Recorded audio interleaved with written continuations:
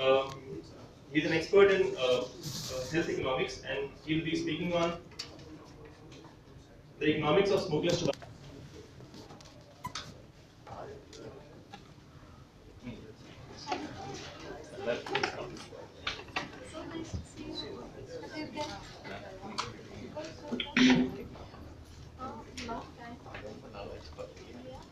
Good morning, Dr. Prinja.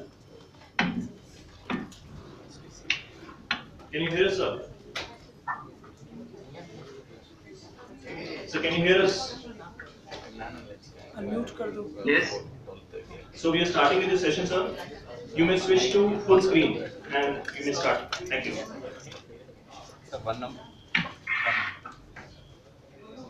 Okay, can I start now? Yes, please. Okay. Thank you very much, and I'm really sorry that I could be there in person because of various logistic issues. But I'm grateful for your kind invitation and for having agreed to this format of a presentation. So what I'm going to talk in the next about 20 minutes is a little bit on the economics of smokeless tobacco. And broadly speaking, I'm going to cover four domains within this topic. Firstly, I'll be talking about the microeconomics, wherein I'll speak a little bit about political economy of tobacco, which basically tries to understand from the perspective of those who are involved in various aspects of tobacco production and manufacturing. And finally, a little bit on cost effectiveness of some of the interventions. In each of this topic that I'll be covering, my focus would be much more on identifying the evidence that exists and what is there in our kitty in order for future potential for undertaking more research on this topic. So this is something I'm sure is not is something very familiar to all of you, that what has been what are the consumption patterns in terms of the overall tobacco consumption and the ones who are using the smokeless forms of tobacco. So by and large, we continue to have about 22% of the total population which is involved in some form of smokeless tobacco consumption. Now in this slide, what has been shown is the overall collection of the tax through various taxation of smokeless tobacco products.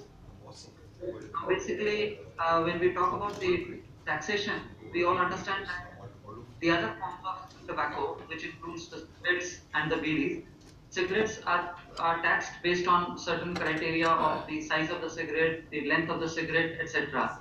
But in case of the smokeless tobacco products, they are taxed. The basic excise tax is a kind of an ad valorem, so it is based on the manufacturing capacity of the unit that is manufacturing the tobacco product. And we see that in the box on the right side, there are in different years from 2003 till 2013, the basic excise tax has increased over the years from about 34% in 2003 to about 60% in 2013. However, the other components of the overall tax revenue, which come from the cess, and there is another calamity disaster cess that is levied on the tobacco products, continues to remain the same. But the basic excise duty has increased from about 34% to about 60%. And you can see there is a similar increase which began from about 2005 onwards after 2005, and there has been an increase in the revenue that has been collected as part of the smokeless tobacco tax. And recent figures show that this has reached about 1429. Some of the more recent estimates that are available, which are not shown on the slide, point that currently the tobacco taxation on smokeless tobacco products is now close to about 1700 crore rupees. However, while we do see that on an absolute scale, the smokeless tobacco tax has increased over the years with an increase in the levy of the basic excise duty. However, if you look at the share of the smokeless tobacco tax in the overall tax that is collected on the tobacco use, which is reflected in the blue line above, we see that it has been fluctuating over the years. Although since about 2005 onwards, we see that since when the basic excise duty has increased, we do see that there has been an increase in the collection of smokeless tobacco as a share of the total tobacco excise that is collected on all forms of tobacco that is taxed. However, if we look at it in the broader perspective, that means what is the contribution of the tax collected through smokeless tobacco products in the overall revenue that is generated in the country through various forms of taxations, then we see that it is actually a very, very small fry. So it is in decimals the share that the smokeless tobacco products contribute in terms of the overall tax revenue of the government. So it is a very, very small, minor share in the overall tax base of the country. The next important thing to understand is that while we do see that the government has over the years increased the basic excise duty, but we also know that alongside there is an inflation in the general prices which also goes on. So, in order to find the real impact of the intervention, we need to understand that relative to the inflation of other prices, the prices of all other products, how much additional effect has the taxation had on the overall price of the product. So what we see on the y-axis is the ratio of the wholesale price index. So what we are comparing here is in the numerator is the wholesale price index of smokeless tobacco, and in the denominator is the wholesale price index of the other goods and services, goods and products that are available in the market. So what it in a way says is that how much is the rate of inflation in the wholesale price of smokeless tobacco versus the rate of inflation in other goods and services. So if this like if it is more than one, if this ratio is more than one, then what it signifies is that the prices of smokeless tobacco products are rising at a rate which is higher than the rate of rise of other products, which means tax is really having some influence on the price of the product. But what we see in this slide is that over the years since 2005 till 2013, there is actually a net reduction in the wholesale price index ratio actually goes down in the case of chewing tobacco. What it means is that relative to the prices of other goods and products in the market, the price of the rate of inflation of chewing tobacco products is actually less than what is the rate of inflation for other products, which means that the tax, whatever increase that we have done on the smokeless tobacco, it has not had the desired effect on the wholesale price of chewing tobacco. If we look at the retail price, there has been some effect because we see that the ratio for both the entities, both the Zarda and the chewing tobacco, both are slightly more than one, but it is but the effect is very marginal. As you can see, it doesn't even reach up to 1.2, which means that the rate of inflation in the smokeless tobacco products is hardly 10% more than what it is for the other goods and products. So which means that overall the extent to which the tobacco taxation has had an effect on the price is not too big. Now this is another interesting slide which shows the ultimate effect on the consumer, which it would have on the consumer behavior. So one, we saw that there has been, with the taxation, there is some influence of the taxation on the price, and this is what we saw in the previous slide. So we were seeing the effect of tax on the price, and we by and large conclude that the taxation does not have the desired effect on the price of the tobacco product. The next thing that we want to understand is that with the increase in tax and with the change in the price of the tobacco product, now once we also consider that the income of individuals are also rising, then how much does it affect the overall affordability of the product? So now on the y-axis, we have the ratio of the wholesale price index to the per capita income.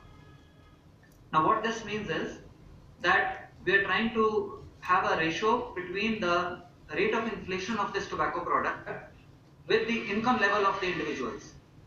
So if the if the trajectory, if the line goes up, what it means is that the product is becoming less and less affordable to the people. However, if the line goes down, what it means is that the incomes of individuals and households are rising much more, and the prices based on whatever interventions that we are doing through taxation is not rising as much.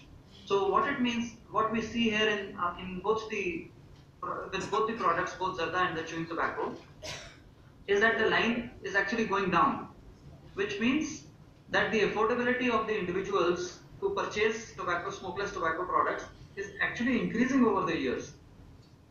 So what it implies is that when we think about taxation, we just don't need to have, we just don't need to think only in terms of taxation as a means to increase the price, but taxation has to be considered as a means to increase price relative to the income changes as well. So if the income levels are actually going up, that means that taxation has to be hit even harder. Then only the price rises to a level that it starts becoming relatively unaffordable to the individuals. Now, there have been a few studies which have tried to look at the price elasticity of the smokeless tobacco products, which means that with every 1% increase in taxation, or sorry, 1% increase, sorry, in the price of the tobacco product, how much is the change in terms of the percentage in the consumption of these products? So then in each of these three studies, we see that one, there is a negative sign. So all the three studies have the price elasticity which is negative, which means that with increase in price, there is a reduction in the consumption. But the value that we have in terms of the price elasticity shows that by and large, the tobacco products are inelastic to changes in price. What it means is that for 1%, so if you look at the first slide, it means that with 1% increase in price, the decline in the demand for leaf tobacco in the urban areas is about 0.87%, which means we consider such a relationship between the changes in price and the changes in consumption as relatively inelastic kind of a good. So one broad conclusion that we have is that by and large it is relatively elastic. But what the additional inferences we can draw from this slide is that if you look at the patterns of elasticity between the poorest and the richer groups, which is shown in the last row, it shows that the poorest are much more, there is a higher probability of the poorer people to leave a tobacco product if you increase the price as compared to the richer people. So which means that if we are able to tax tobacco and as a result of that the price rises, then outcomes are the outcomes are going to be much more equitably distributed, which means that the poor are going to have much more benefit of our interventions through taxation. Overall health outcomes are going to be much more equitable. The second finding that we have from this slide is that you can see that each of these studies were undertaken at different time points, and these are the years of the use of the data that was. So it is not the year of the publication, but it is the year of the data that they had used. So these are predominantly all these studies have used the NSS data, which is from the consumption expenditure rounds, and the first study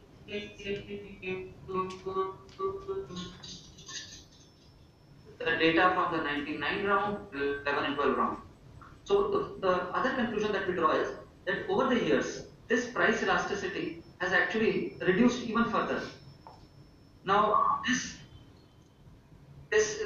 correlates well with the previous slide that we had, which shows that the income levels of individuals have actually increased.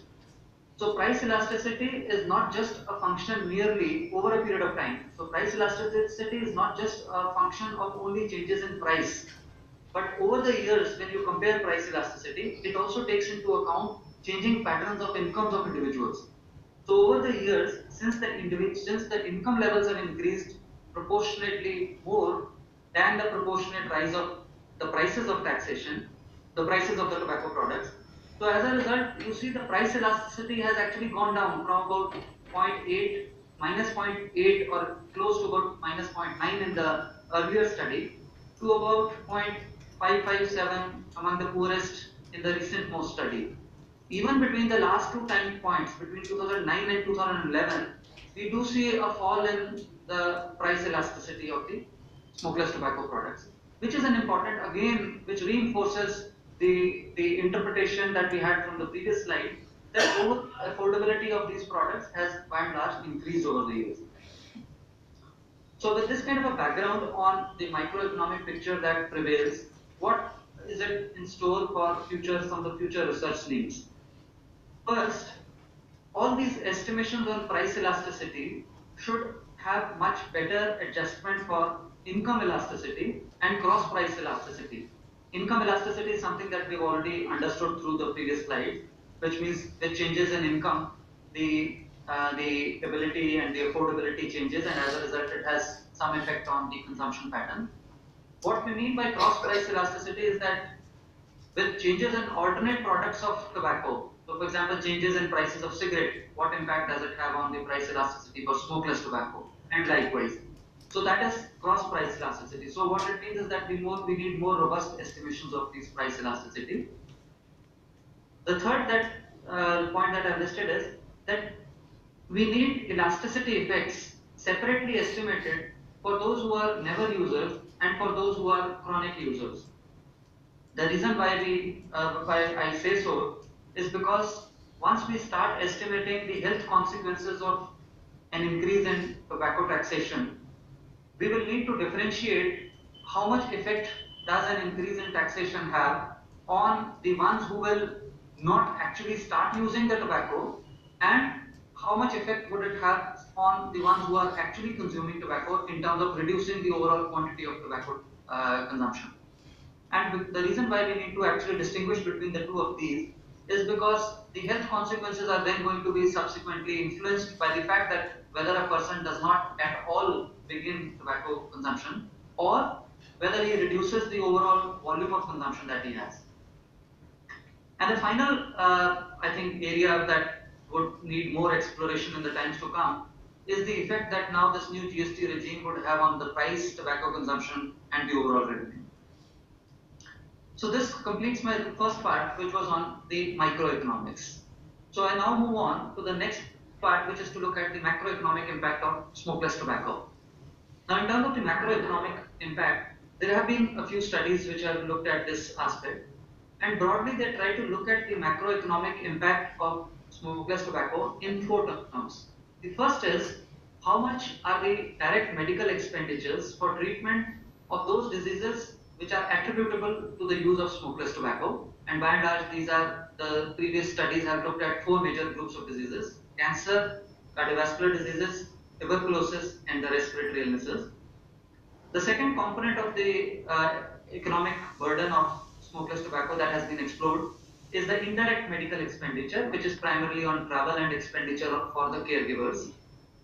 The third and the fourth are the indirect costs, and these indirect costs are either because of the morbidity to the individual who is sick, so because of sickness he has to absent from work, or he has a reduced productivity while he is working. And the fourth component is the indirect cost which arises as a result of premature mortality. So a person who was productive dies prematurely, so he is not able to contribute the rest of the years back to the society. So as a result, there is some economic loss to this at the overall societal level.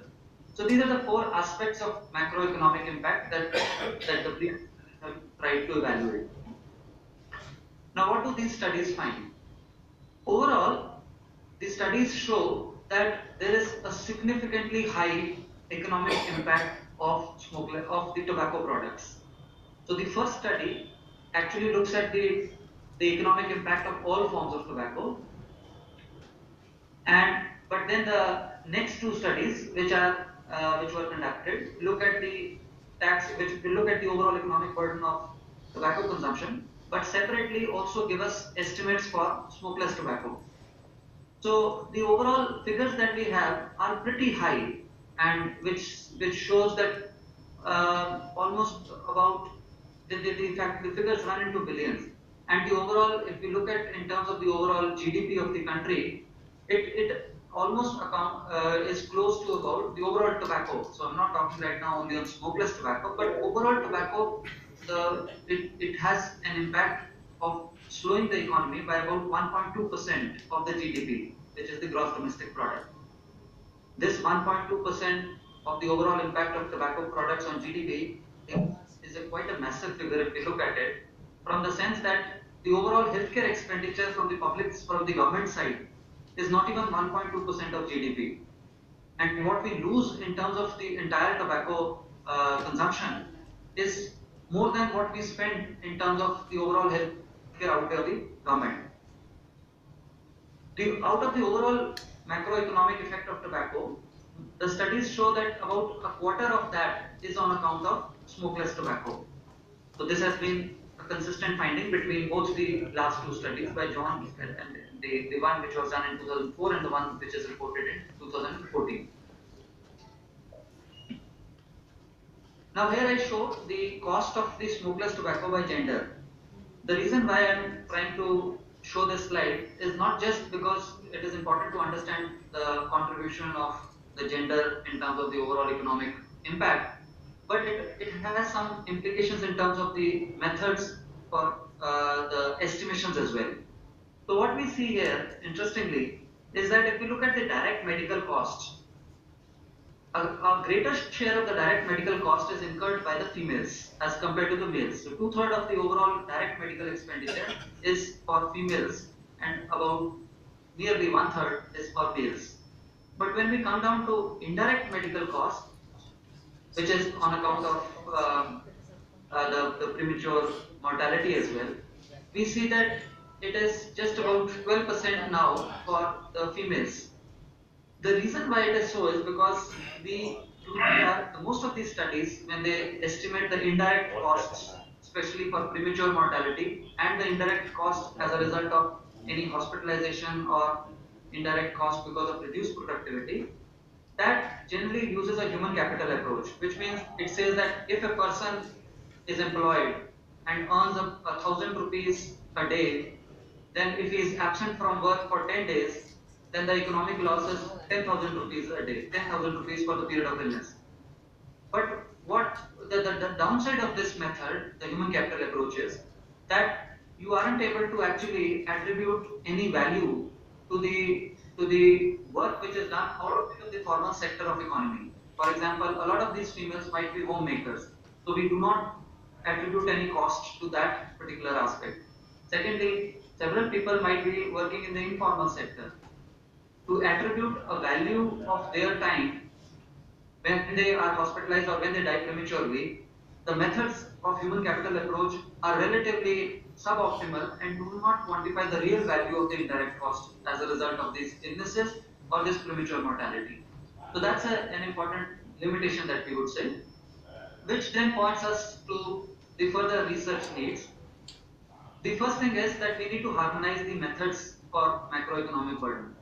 The reason why I say so is, if I go back to the previous figure, in each of these three studies that were conducted, there are certain differences in the methodologies which have been used, in terms of the diseases that were covered, in terms of the methods that were used to consider various aspects. Now, for example, we see in this particular study, the overall valuation of the economic burden is relatively less as compared to the previous study by Rath and Chaudhary. The reason why it is so is because they haven't measured the indirect cost. And we do see that indirect cost, because of premature mortality, contributes a much bigger share. Even in the previous study, it is 85%. So apparently it looks low, but it is low because it hasn't actually estimated the indirect cost. So, so basically we need to harmonize the methods for use for estimating the macroeconomic burden. Most of these studies, while they have very good sources of data to estimate the out-of-pocket expenditure, the data sources for estimating the health system cost, how much the health system spends in the public sector on treatment of various diseases, are not very good. They're not very good sources of such data which are available. So as a result, they have drawn upon other assumptions to try and impute a cost that the health system has had to bear in the public sector on treatment of these diseases. However, this probably needs to be improved with better information on such data. Thirdly, as I said, that we need to improve techniques to measure the value of those who are in the informal sector and the homemakers. All these studies use a single study from Mumbai to derive the relative risks.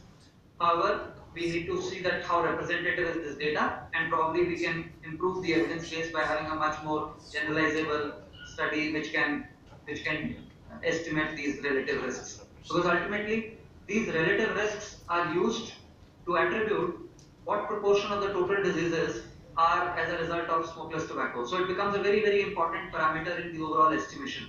So if we can have better estimates which are more generalizable, it would add value to the overall analysis. And finally, all the studies that used estimates on cost of care or out-of-pocket expenditure from the 60th round of NSSO data, which was done in 2004 and 5.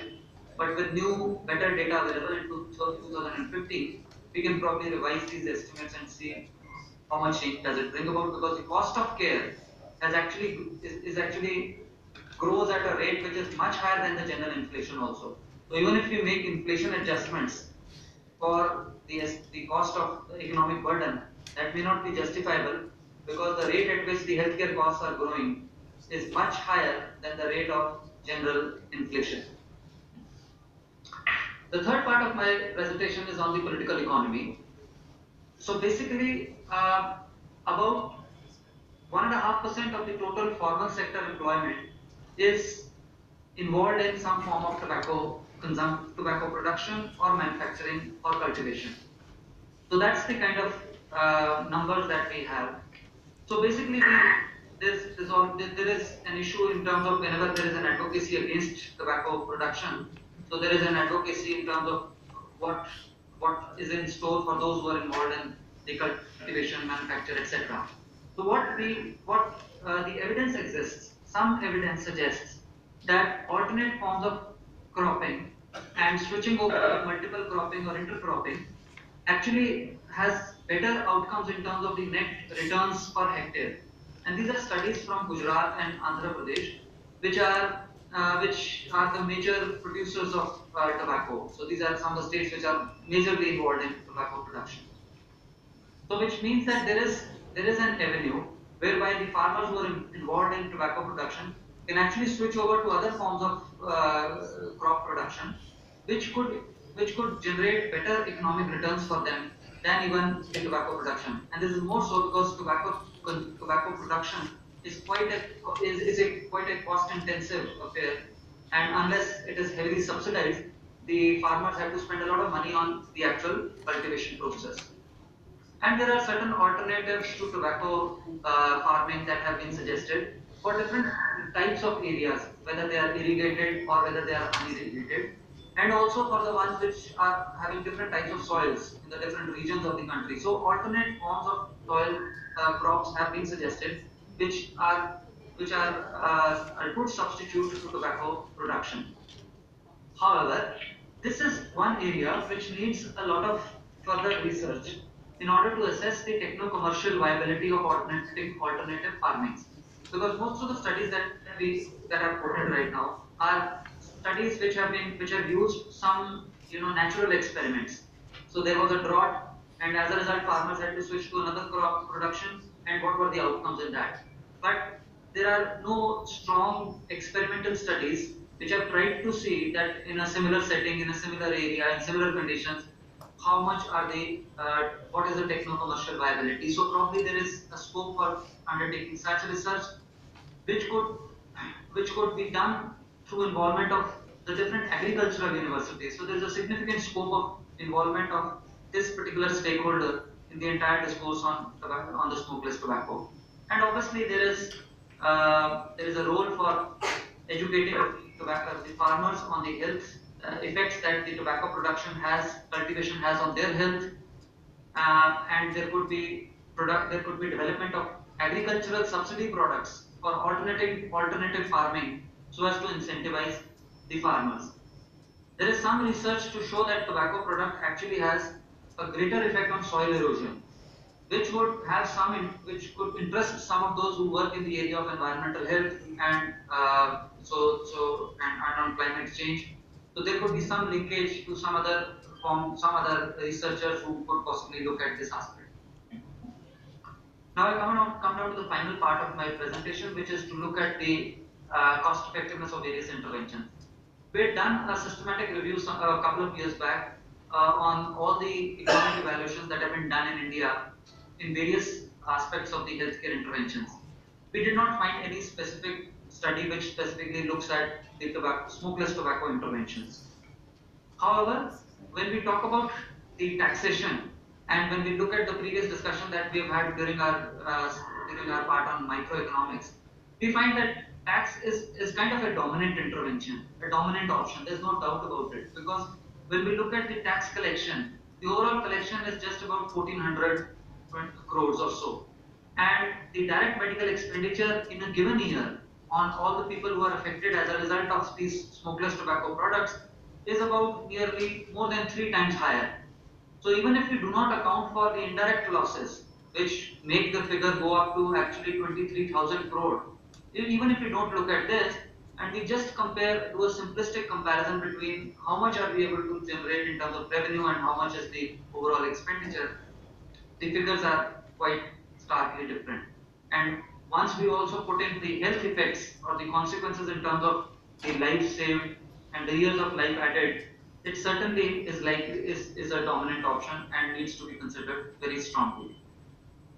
There is there is a recent paper which tries to quantify the cost effectiveness of some interventions in the field of mass media campaigns to control the smokeless tobacco. And by and large, the estimates that this study shows, it suggests that mass media campaigns appear to be a cost-effective strategy in terms of the incremental cost per death averted. So by and large, the intervention appears to be cost-effective, but there is a scope for more research in this area. So my final slide is the final conclusion. So we see that there is a significant evidence that exists on the smokeless tobacco economics.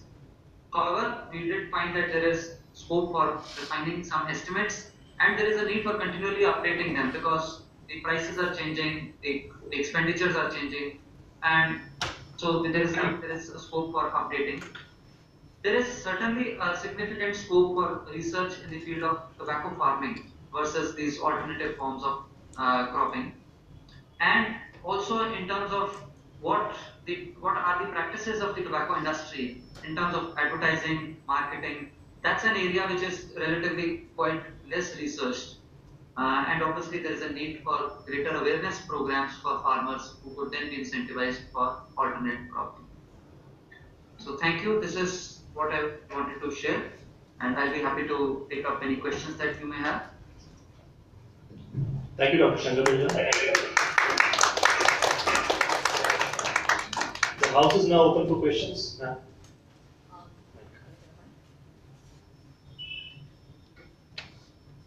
Hi, thanks, Shankar. This is Preeta from Department of Health and Human Services, US. That was an excellent presentation. Like this. Hi, can you hear me? The voice is breaking a little bit in between. Okay, now you can hear me? Better, this is better. Okay.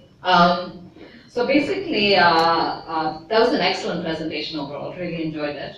I have a specific question on the costing for the macroeconomics, and I completely agree that the value of the informal work, the domestic work, etc., is undervalued. But I was a little surprised actually at why direct costs would be so much higher in females. And one question I had was which cancers are being included in that costing? Yeah, I think they've by and large what they've done is that they've looked at they could probably refer back to the original paper. What they've done is that they've used the oral cancers, and there are some other forms of cancers that they have considered. and then they've applied the attributable fraction for the smokeless tobacco taxation, for the smokeless tobacco products. And they've used the two of these to derive the total expenditure that could accrue as a result of the cancers that are attributable to smokeless tobacco. I'm not, I wouldn't say something directly on which were the forms of cancer that they have considered. I may have to actually go back and see in those papers. But I do remember that oral cancer was certainly one. But I'm not sure of the rest, which all were included.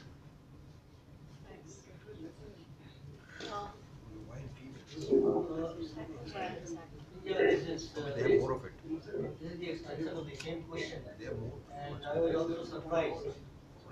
Most of the things that you have explained was from the Monica and So Rahul's I'm not paper. able to hear very well.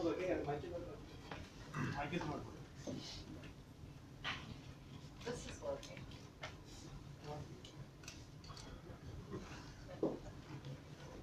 Hello. Yeah. This is the extension of the same question. I think in the risks, we know that for all cancer risks, and especially for the oral cancer, there is high risk of getting cancer in females. But how this affects the costing? That I'm not really understanding that how the direct cost will be more for treatment of the females and not for the males. Because this, So if, yeah. So I think it's the the overall direct cost is looks at the cost not just on cancer but on all the forms of other diseases as well. So it takes into consideration the other diseases like CVDs, like the respiratory diseases and the tuberculosis as well. And it is the sum total of all the costs, not necessarily only the oral cancer alone. So that is that's what I fine. can probably offer at this stage. So that is fine, but for the treatment, it will be the same. It looks that all females are treated in corporate hospitals and all males are treated in government hospitals. This is the simple lesson I'm learning from this data. Uh-huh. Yes, Monica is sitting right there. Yeah.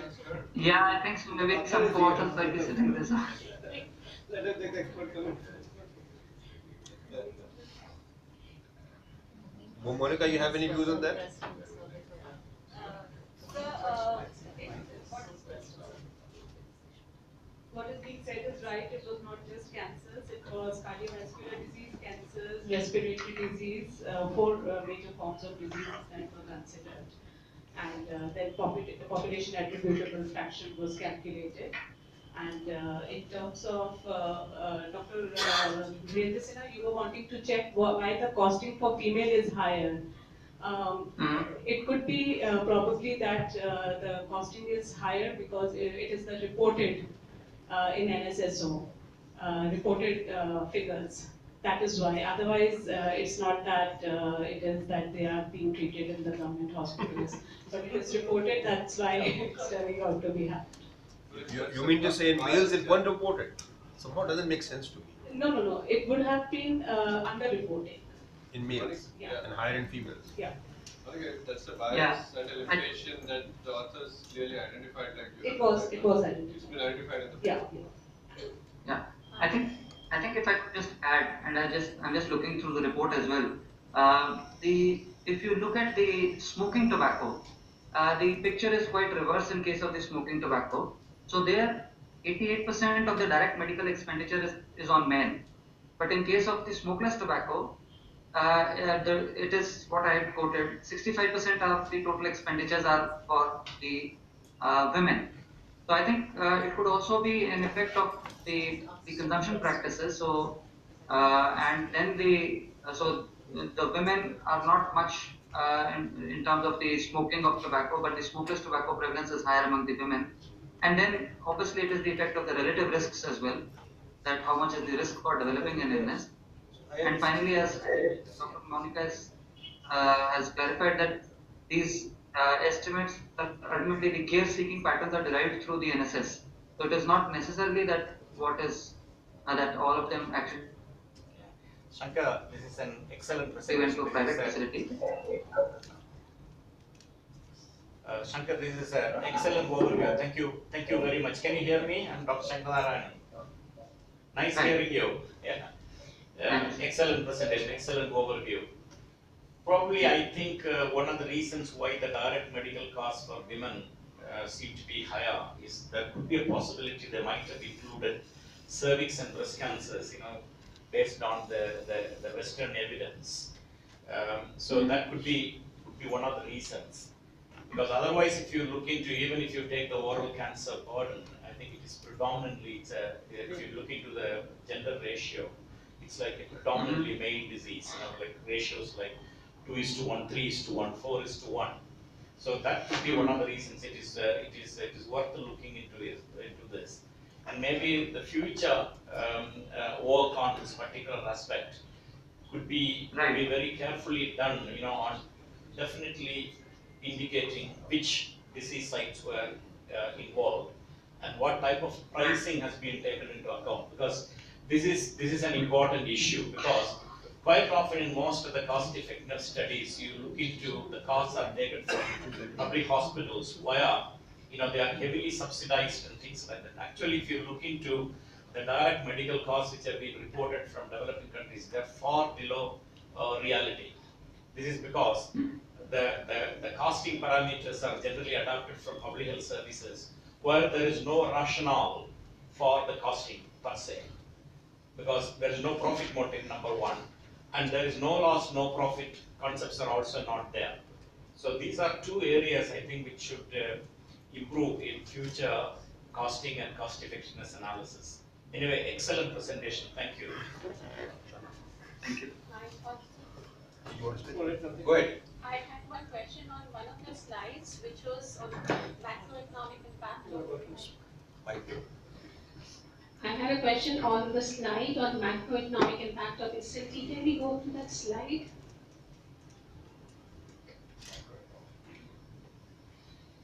Yes, here.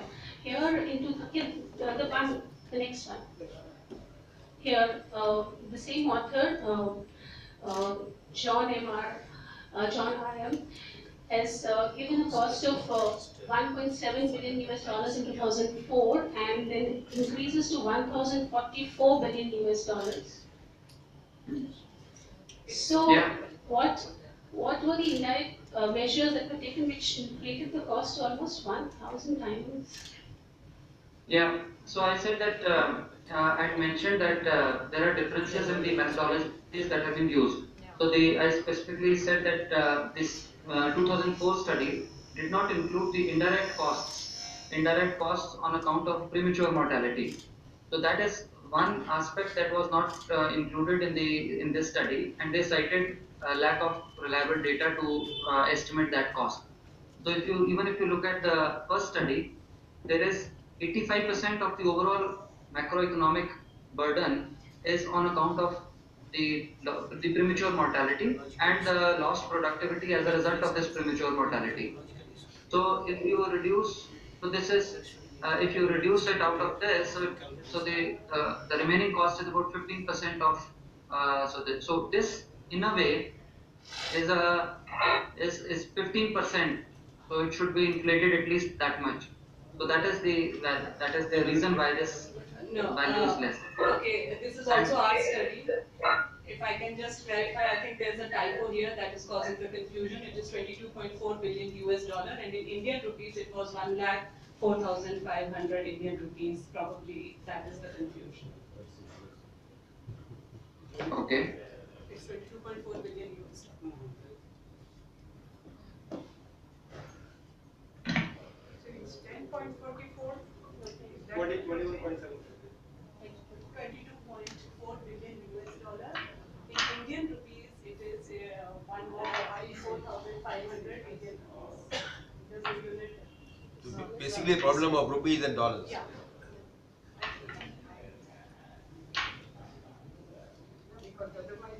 That means it has reduced from 2010. That is another question. Okay, Dr. Shankar, Yeah. Brinja, thank you so much. That was a very useful presentation, and I would use this opportunity to primarily see whether we can update this information coming up 2017 or 18 now. Because obviously, going way back from 2002 to 17 is about 15 years. And now, Yeah. with more recent data available and more, hopefully more reliable economic data available, it is probably a good time. So I think you already mentioned this is about the research gaps. And if nothing else, we Yeah. take back from this particular hour or so we've spent in the first session of this meeting, there's something that needs to be done. And I'll be looking forward to our participants and our audience here who would want to collaborate with Dr. Prinja and his colleagues in Chandigarh to take this forward. So as a winner of this meeting, I think this would be something extremely useful to come out of. And I think Dr. Shankar Narayanan also mentioned the same story. Over to you, Dr. Sinha. Thank you, Shankar, for your excellent presentation. I think that there is some methodological issues in calculating the price, and I think the combination of the epidemiologist and the economist would be the best answer. And I completely agree with Professor Mehrotra that we should work on this and we should update the issue and publish it anyway. As a matter of fact, I will take it further, and actually it should be it's already there in the action plan for the smokeless tobacco hub for the next 2 years. We could actually look at two separate studies, one for the entire world, and of course India is an integral part. So this could be something that we could start fairly soon, if you think it's appropriate.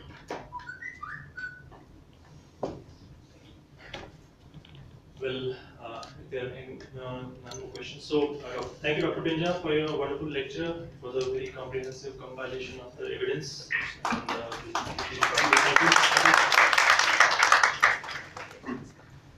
so, we move on to the next session. And session is a continued session on economics and communication strategies. Now I invite the chairperson for the session. The first chairperson is Professor Dr. Ravi Mehrotra, the director of the institute. I think he doesn't need an introduction. Introducing chairs. So,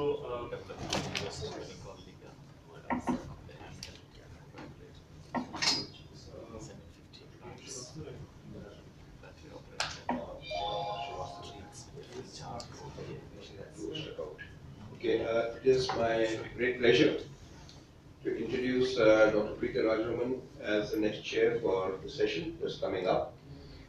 She is the health attaché at the Department of Health and Human Services of the U.S. Embassy to India, rather for South Asia as a matter of fact. And she's a cancer epidemiologist, having worked in monitoring and coordination of policy research as well as programs of the HHS. She has been a strong collaborator over the last many years, in addition to her services earlier at the NCI Center for Global Health.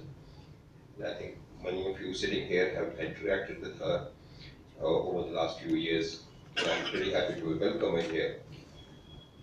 I'll not go through the huge list of achievements that that I have in front of me in the interest of time. And I'll let Dr. Rajaraman herself conduct the next session. can you introduce the first speaker? Just this one? The first speaker of the session is Dr. Nandita.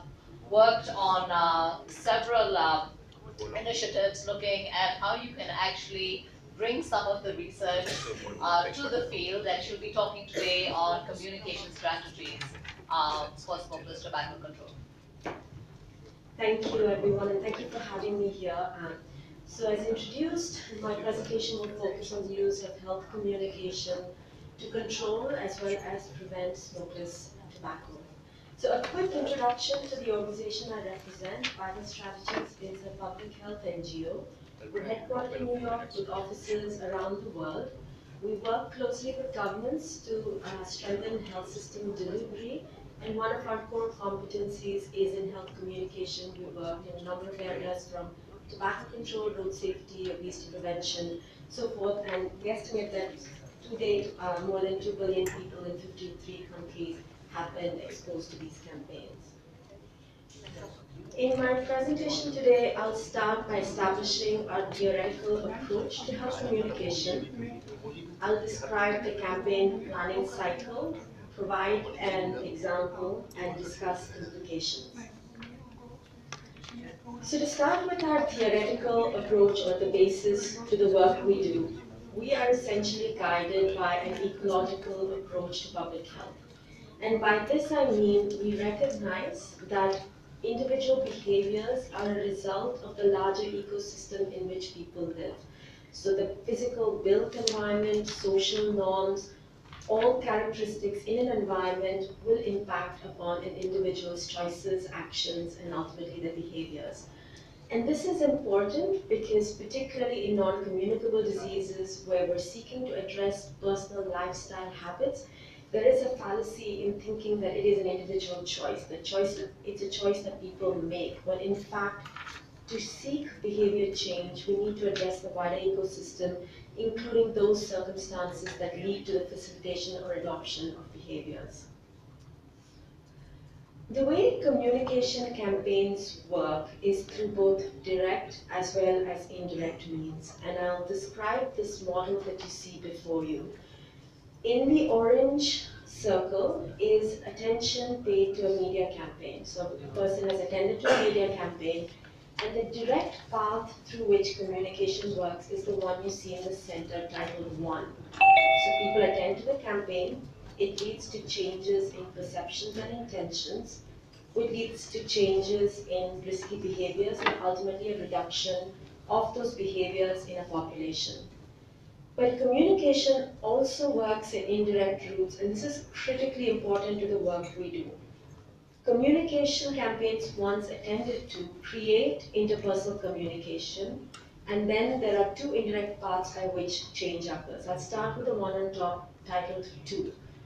Campaign discussion or discussion around the issues highlighted by the campaign leads to social norm change, which will ultimately lead to the support of policies that then again impact upon individual behaviors. So an example of this would be a ban on smoking in public places. Once people are supportive of tobacco control, they are more likely to support such a law, which will then impact upon smokers' decisions to quit or not. The third route by which it works is the one below, again an indirect route. Campaign discussion leads to changes in social norms, which in this case now leads to network or peers helping one another in healthy decisions. So if a person has decided to quit, then is their environment or is their social network enabling of that action or not, is the other route through which change will occur, ultimately again leading to a reduction of risky behaviors in the population. So with this in mind, well-designed communication campaigns then are part of a systemic change and can help change systems. They work at the individual level, leading to individual changes, but they can also lead to an ecosystem change, changing social networks and social norms, and helping change the policies in an environment. So moving on to the campaign planning cycle. Communication, for it to be successful, also has to be part of a systematic planning process. And we know this from experiences of communications campaigns that don't work. Not every campaign works. For it to work, it must follow this kind of a systematic process. And essentially what we're doing is planning for a breakthrough. We're looking to change set behaviors, break through to a new way of functioning. The model you see before you, you would have seen in different forms, in different communication textbooks, but essentially what it describes is a process of identifying the problem, planning through communication phases as well as the selection of media right up to evaluation. So described in a different way, phase one of a communication cycle is essentially planning. It's during this phase that the problem is clearly identified, the audience is understood, and plans are made, including plans as part of a larger process, communication fitting within a broader strategic framework on what is to be achieved. In the implementation phase, this is when the actual delivery is planned as well as monitored. And finally, in the evaluation phase, what we're looking to see is, has it achieved its desired objectives, what are its undesired consequences, and what can we learn for the future? I'll talk very briefly about the selection of media. And this, all of this that I've presented could be a deeper discussion, so I'm keeping things very high level for the moment. But essentially, when you consider the communication spectrum, it ranges from broadcast into personal, each with its strengths and weaknesses. At the broadcast level, you're reaching a wide population. It costs a lot of money up front, but little effort. And when you boil it down to cost per person, it isn't actually quite that much. At the interpersonal level, we're getting at a fewer number of people, costs less, but it requires a lot of effort, and scale is then an issue. Are we able to deliver the quality of the intervention at the same level across the spectrum? What I'm not describing here, but I will just flag it, is social media perhaps falls somewhere in between. It is a blend of mass communication in some form, but with engagement to keep that conversation going and alive. So I'm going to move on to describing one smokeless tobacco control campaign and what it achieved. And essentially, with the ratification of the Framework Convention on Tobacco Control, as countries were scaling up tobacco control efforts globally, there was a large body of evidence from high-income countries that showed that mass media campaigns, population-level campaigns, are effective when implemented effectively and in the appropriate context. But the question was, will this approach work in low and middle-income countries? And the evidence was primarily based on cigarettes. So now will it work on products beyond cigarettes, such as smokeless tobacco? Over the last decade of this programming, the answer to both is yes, but I'll review, I just want to highlight that it is only in the last 10 years or so that some of this new knowledge has been formed. So here before you is an example of a campaign for smokeless tobacco. You're all likely very familiar with it, so I won't play it again. But this campaign came about really because of the Ministry of Health, Government of India, who in 2009 said that they wanted to see a campaign on smokeless tobacco. This is even before GATS was released and before it was really known what the burden of smokeless tobacco was in India. But they were keen on this campaign, so collaborating with the Tata Memorial Hospital in Mumbai, we identified personal stories of victims and the diseases they faced as a result of consuming smokeless tobacco. The objective of the campaign was to raise awareness about smokeless tobacco harms, denormalize smokeless tobacco use, and build risk perceptions and encourage cessation. By building risk perceptions, I mean that we wanted people to feel like their risk of consuming tobacco was personal and urgent and imminent, because the tendency is for people to push problems into the future. So knowledge might be high, but is the knowledge immediate enough to trigger action is the question. The campaign materials were developed after rigorous message testing. I won't go into the details here, although I'm happy to talk about it, and we've published all of these message testing studies.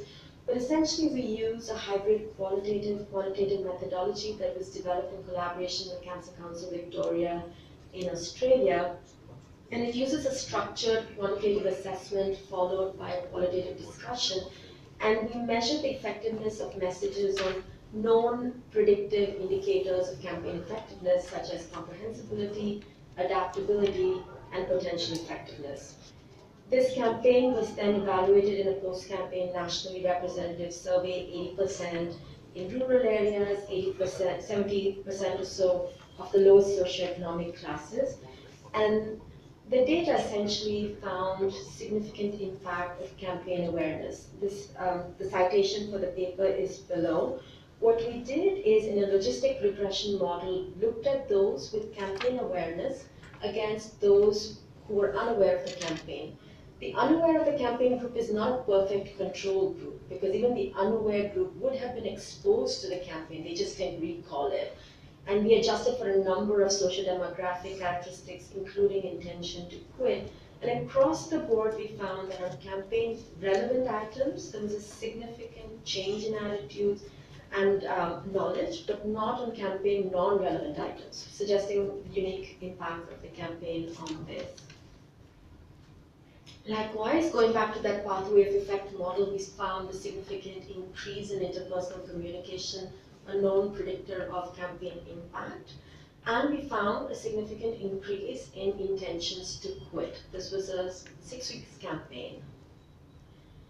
And we replicated the findings in a number of subgroups and found equivalence, if not equal impact, equivalent impact across gender, rural, urban, and the details are in the paper, so I won't elaborate here. Finally, as was alluded to in the previous presentation, we also tested for campaign cost effectiveness. We found that the campaign was remarkably cost effective. This is despite a number of corrections added, as well as a sensitivity analysis. It cost about 6 cents per quit attempt and $9 per death averted. As someone more eloquent than me said, for less than $10 a person, the government of India saved over 100,000 lives. So moving on, this is a campaign on betel nut chewing that was just launched in Myanmar. And I'm going to try to play it. I don't know if it will work. This campaign is being currently evaluated, so I don't have the data for it.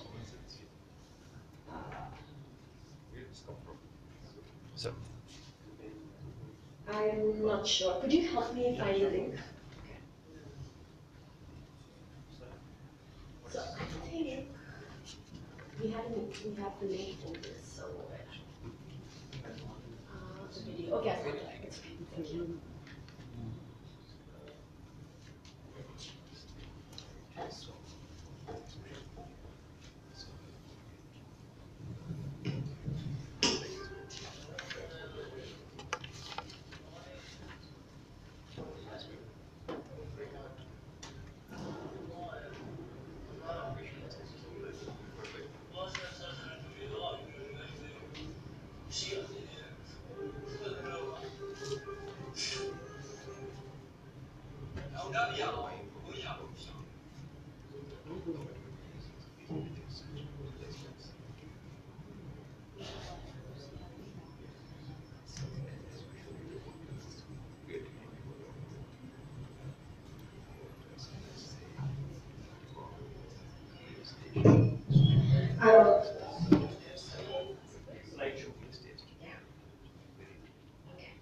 So that's a campaign that just launched, and we'll know the results of it soon.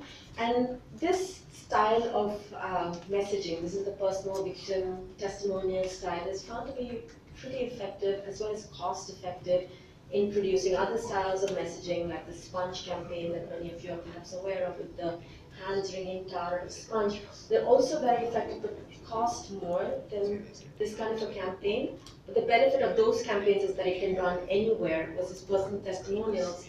People have to relate to the characters. So a Myanmar campaign, for instance, may not work in India, and likewise an Indian campaign there. In conclusion, we have evidence now that tobacco control campaigns targeted at smokeless tobacco use as well as other product types can change knowledge and attitudes, increase interpersonal communication, increase quit attempts, and this is in low middle income countries where media has population reach. But questions to be asked for other products and campaigns, particularly over discussions later this afternoon, might be what scientifically defensible and documented data is available and can be made available for these campaigns, because that's critical. In each of those cases, we've worked with doctors who've signed forms attesting to how tobacco has been a likely cause of that victim's disease. we've had a number of checks and balances as well as an ability to defend anything put into messaging. So that kind of data and defensibility is critical. What do we know about the audiences and their social norms, and therefore how can we tap that into facilitating change? What kinds of media will best reach our audiences? So we know that in many instances, but it might require further tests or analysis for certain subgroups. What kinds of messages will work well? Typically, health harms focused messaging we have found, no matter the country or subgroup, tends to work well because of a universal desire for good health. But the execution of that message is critical so that it becomes personally relevant and motivating. And important, is there a comprehensive strategy in place? Communication can trigger change, but if the situation or the system is not promoting of that change, then change is hard to achieve. A person who wants to quit but surrounded by those smoking will not be able to quit as easily as if there's a smoking ban in public places. And finally, identifying success, what that means, and the time frame in which that will be achieved, as well as assessing it, is a critical component of ensuring that our mass media campaigns or population level communication approaches are achieving their desired effect. For more information, that's our website, as well as the second link over there points you to a resource for communication materials, which we've negotiated with the owners of the materials to make available for use by countries without having to pay royalties and other fees. So please do take a look at that. Thank you.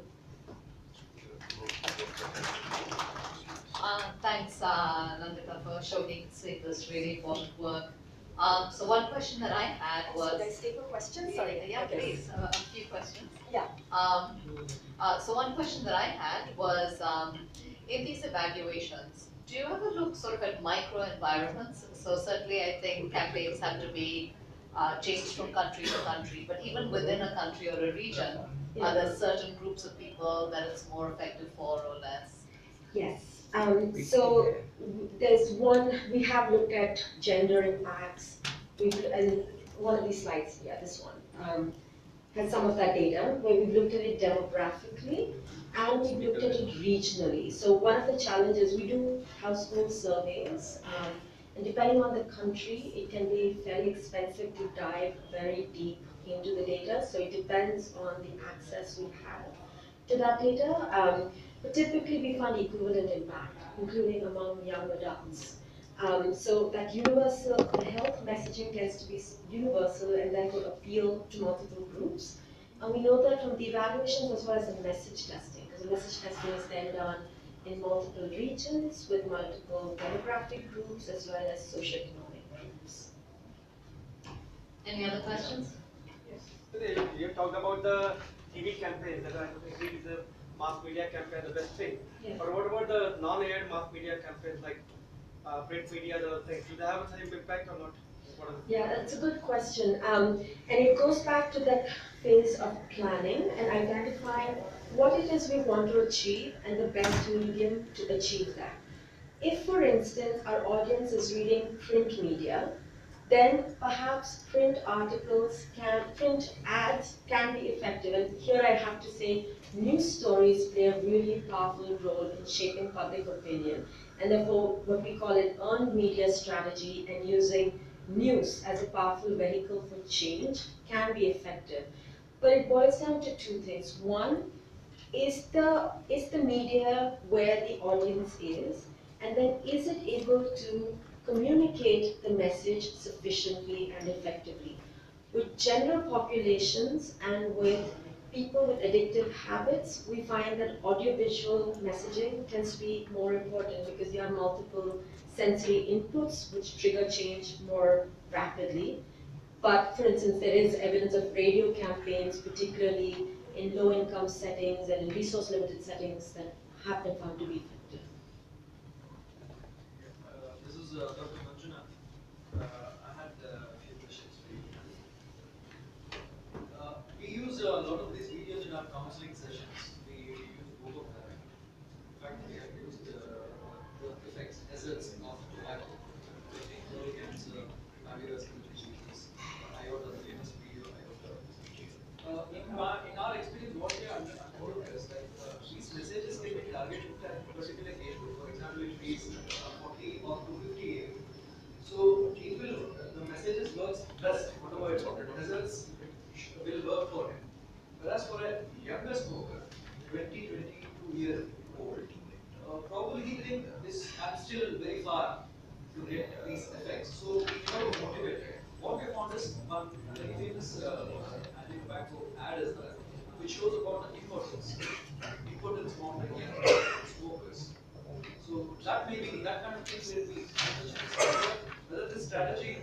is going to work targeting a media campaign to a specific age group, or should we make it universal?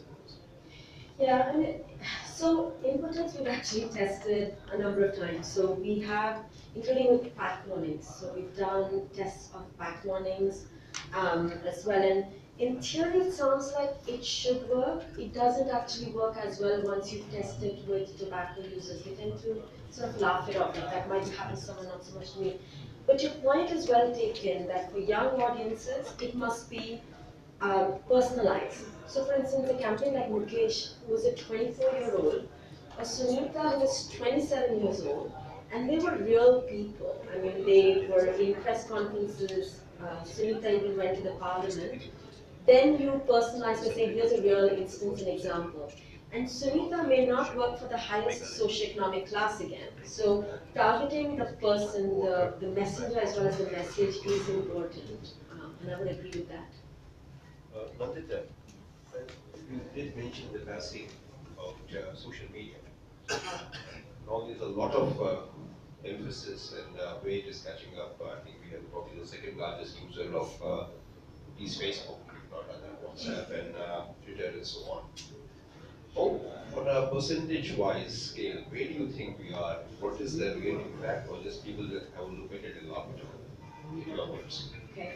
And I'm going to point to my colleague Nalin Negi, who's sitting there, and we're using social media campaigns, for instance, in our road safety work in Indonesia, where we've been told that Maya is very active, and so this is a good platform to use. A couple of things with social media. I think we need to make a distinction between social media and digital media. So social media is one where you're engaging. Digital media is just digital delivery of that same material while you're watching a YouTube video, or let's say you're scrolling on Facebook. I mean, it's a monologue rather than a dialogue. Well, it's advertising, except online, because a lot of, especially younger adults tend to use the internet and devices now as they use a TV. So it's not particularly different. But there is evidence that on social media or on digital platforms, attention spans are shorter. So the willingness to watch an entire 30-second clip is probably less likely. And then the second with social media is the effort to maintain engagement is not simple. So I don't think we've cracked how well social media can work for behavior change, but certainly for advocacy, getting at news media to report the kinds of stories that will then trigger downstream behavior change as well as policy change. But remember, I contacted you about a couple of months ago, Yes. looking at a social media ad that came in from the ad from Myanmar, when you talked about Oreca nut and tobacco, and that's the reason why we actually got in touch after a long time, really seeing why we can't have a similar platform here over here. So, as you said, a lot of the younger adults, especially, and now increasingly older adults, once they go to online shopping, they're getting more and more into this. So I really feel, I would love to hear from Dr. Negi, what does he feel about it? And if we can, we at NICPR and our other members here would like to engage further in this situation. Thank you. And Dr. Aghi had a question.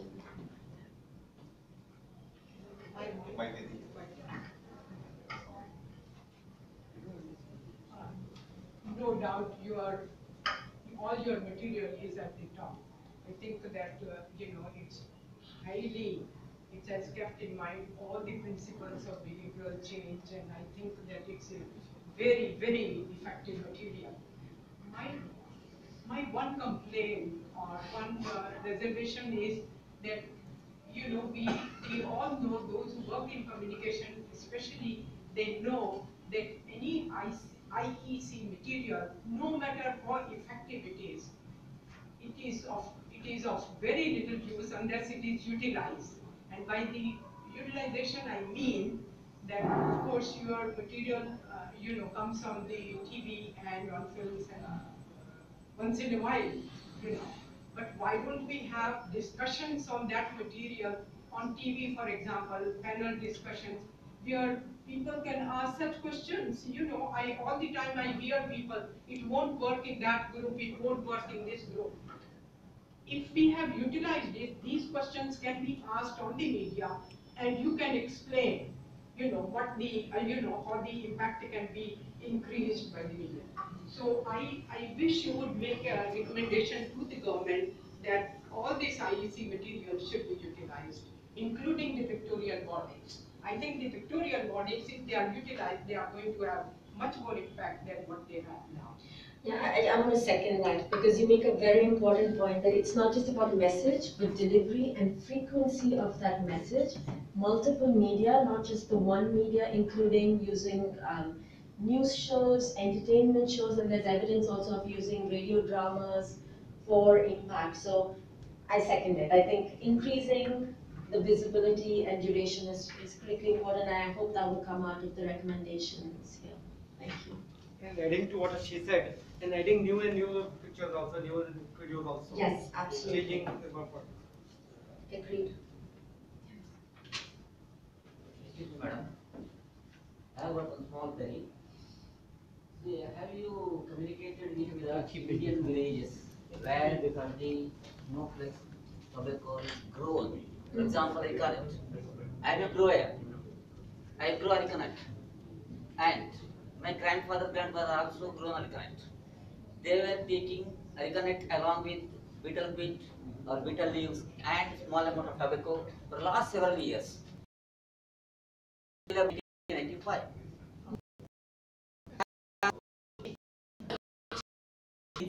From villages where you I mean, I think you're asking a question around those areas and rural reach does answer that question. Yeah, but it is in abroad, Myanmar or some other abroad countries. No, this is in India. It's in India. Last question, after which we'll have a tea break.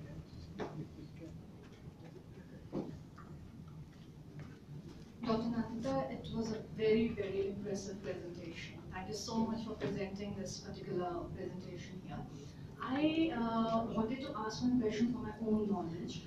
This is pertaining to this interpersonal campaign that you mentioned. I just wanted to know, when you designed this interpersonal campaign, for that matter, you mentioned there was one campaign for 6 weeks, it was there. So do you design it always in a way, these interpersonal campaigns, where you come to know about the effect at the same time of that particular campaign in that 6 week, or for that matter 7 weeks of working time?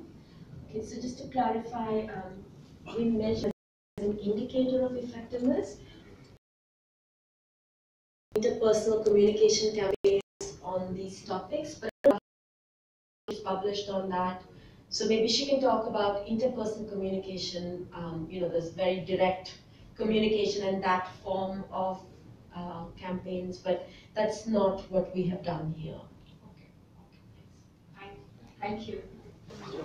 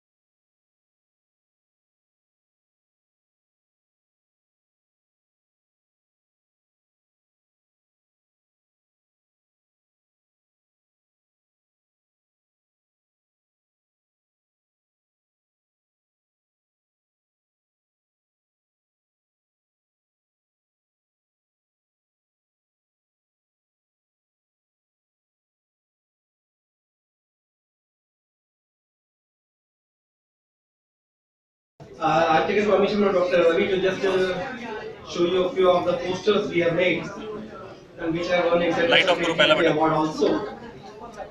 नीचे वाला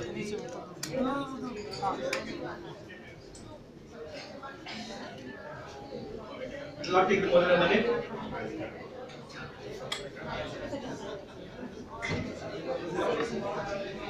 Because Dr. Nadita just talked about the mass communication. I was just sharing my poster. This is one poster which has won an International Creativity Award. This was adjudged by American people in Arab countries to see the impact. They had taken a few posters across the world and then did this thing. So just like a fire of cigarette, we call it. अपने यहाँ जैसे लोगों को जो है जलाने जाते हैं. We just thought कि and what we have written downstairs is just a small line. According to ICMR, 50% of youngsters are going to die young much earlier because of the smoking tobacco. So there were 2,800 and the medals and I got a gold medal award for the international creativity only. I think this line, the punchline is known to everybody. Unchi log, unchi pasan. That's from one of the gutka makers, and we have just said, खतरा है आज ही संभलिए वरना देर हो जाएगी. This is one of the funny way of doing things. Cigarette पीने के फायदे अनेक. If you are a smoker, you keep on coughing the whole night, and if you keep on coughing, you don't need a chokidar at the house like that. Then you know all the addresses of the doctors because you have been visiting them every time. So that's funny way of doing this. मजा आया पर यकीन मानिए कल cigarette के कारण बीमारियां होंगी बिल्कुल मजा नहीं आएगा. ECG we all know. We have said that if you are a smoker, your heart attains a flat line just earlier. जिंदगी को लो बुझ जाए इसलिए सिगरेट को बुझाइए. This was one poster. What we did was in a big mall, we just stuck it under the roof of it and just hang the cigarette from there. The moment that दरवाजा खुलते हैं, they used to strike the cigarette, look upstairs and लिखा था एक कश लो मेरे करीब आ जाओ जल्दी अब मर जाएंगे जल्दी से आप लोग. You know, these small little things just give you a media coverage, and that is just this thing that more and more media gets involved and they keep on publishing this thing. Even that posters over एक कश लो was used by the police in Madhya Pradesh to give all across the thing. Even my poster of a fire of cigarettes was used by the government of Madhya Pradesh on World Cancer Day like that. This was presented by us in World Conference Tobacco Health, very much pertinent to our oral cancers. Because there are some people who are still not able to leave. So self-examination of oral cavity was the topic. And then systematically how you can examine the oral cavity by yourself only. That's the way of thinking is. आदमी जिंदगी भर काश लेता रहता है, but finally काश cigarette लत अंततः पछतावा का कारण बन जाती है अपने लिए और अपनों के लिए. सेहत चुने, सिगरेट नहीं चुने. We all must have played a subsidy in our younger days. This is what we are saying. If you are not smoker, you climb up. If you are, you go down like that. So अपनी जिंदगी से खेलना बंद कीजिए, cigarette का वापस तौबा कीजिए. On World Tobacco Day, we have some posters also. We have included breast cancer onto that also. There were just such things. I just want to say that the oral cancer is increasing, the breast cancer also increasing like that only. Thank you very much for permitting me to share my posters. In between, people are coming and otherwise you just poster. Thank you very much. Thank you, sir. Now moving on to the continuation of our previous session, I now invite, before we move on to the next presentation, I now invite Dr. Monica Arora from Public Health Foundation of India. Her lecture was skipped yesterday. In the interest of time, now she is there. Ma'am, please.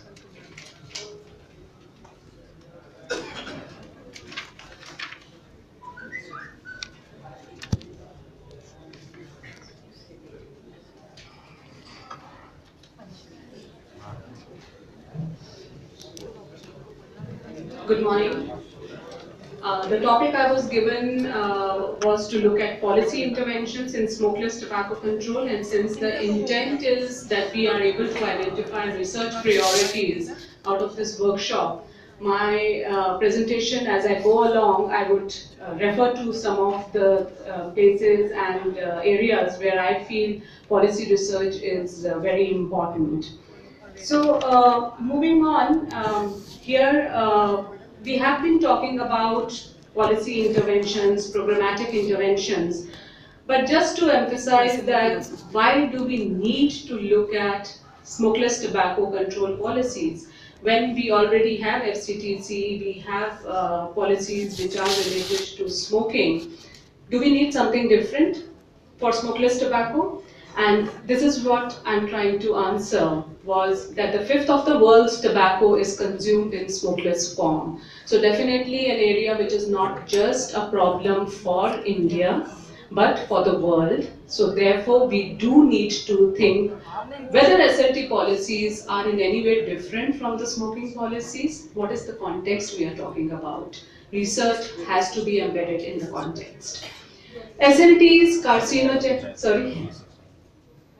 A fifth of the world's tobacco is consumed in smokeless tobacco. I thought you were going to say how much of the population is consumed by tobacco, smokeless tobacco. SLT's carcinogenic propensity and dependency enhances in combination with areca nut and calcium hydroxide. So this is something which Dr. Swasti Charan did talk yesterday. So again an area of research to be able to understand how the addictiveness and harshness of this product is being modified by the tobacco industry to make it palatable.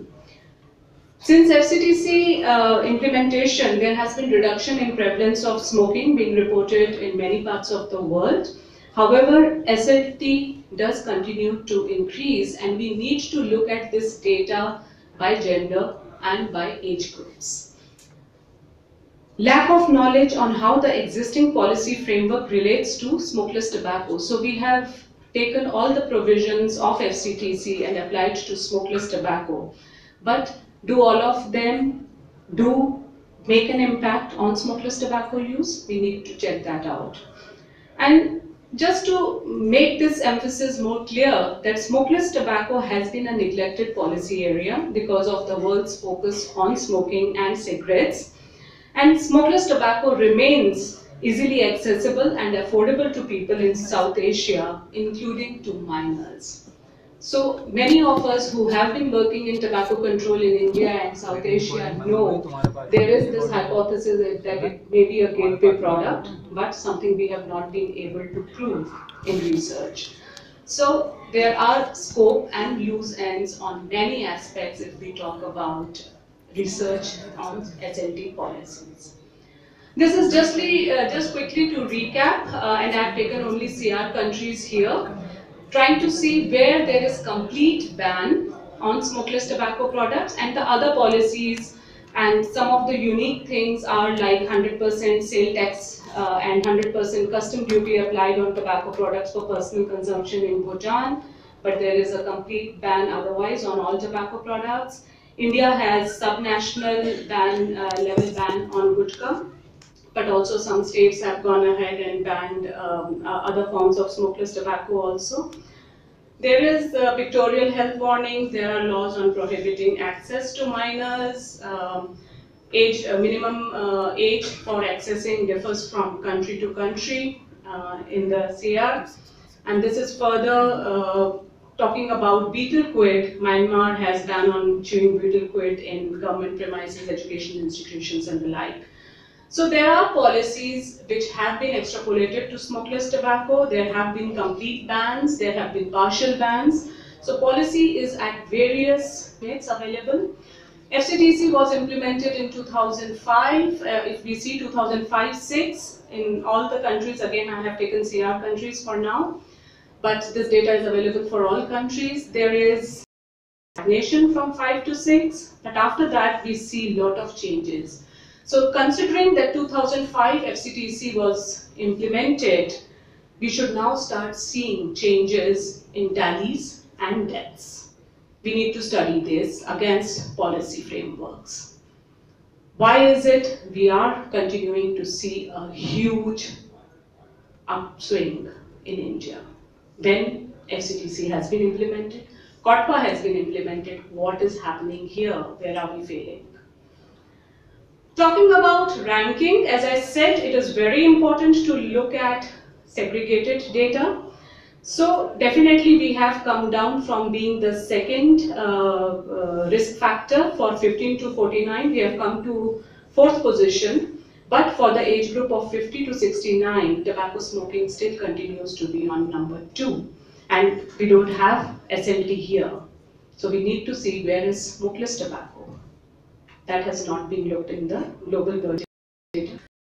MR and Government of India, Ministry of Health and Family Welfare, sub-national level estimates of global burden disease, giving very important pointing how tobacco has moved in the ranking in each state. So each state has like a report card now, which shows how over the years from 1990 to 2016, how these risk factors have panned out.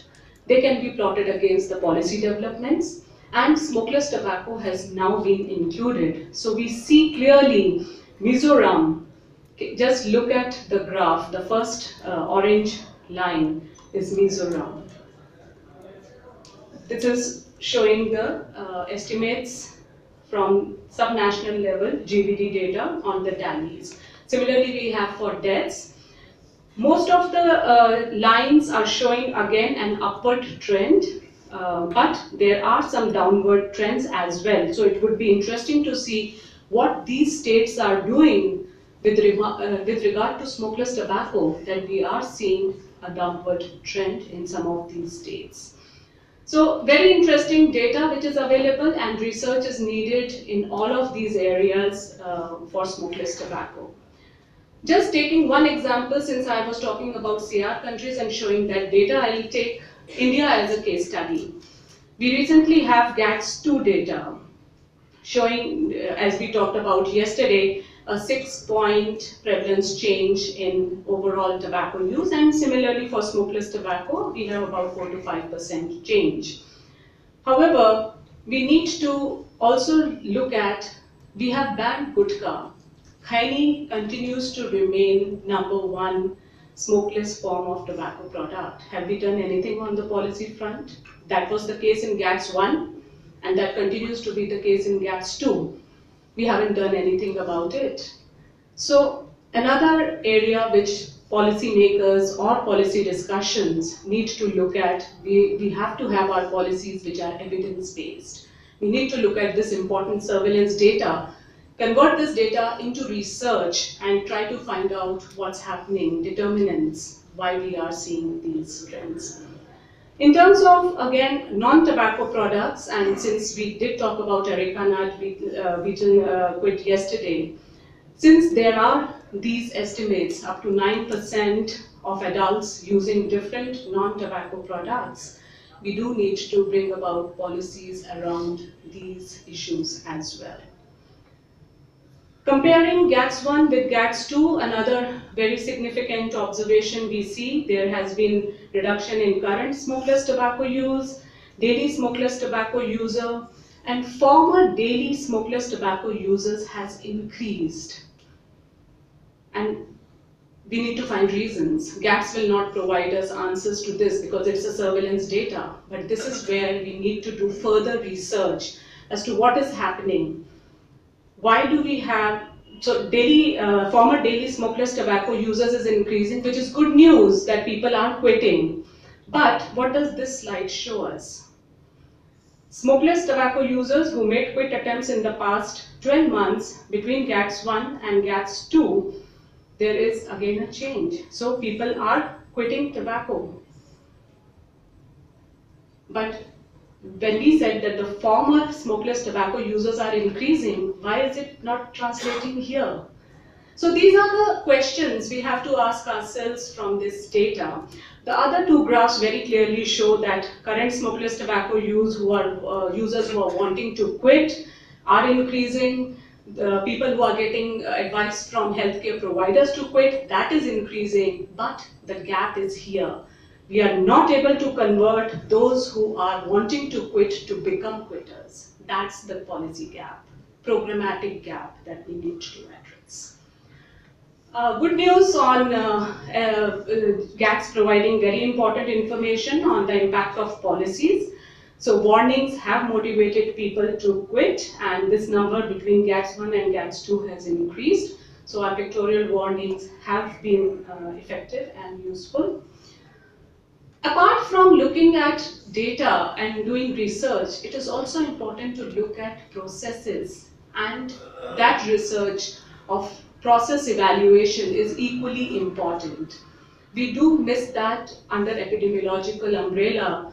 Implementation science research gets lost, and now is the time where the world is talking about implementation science research.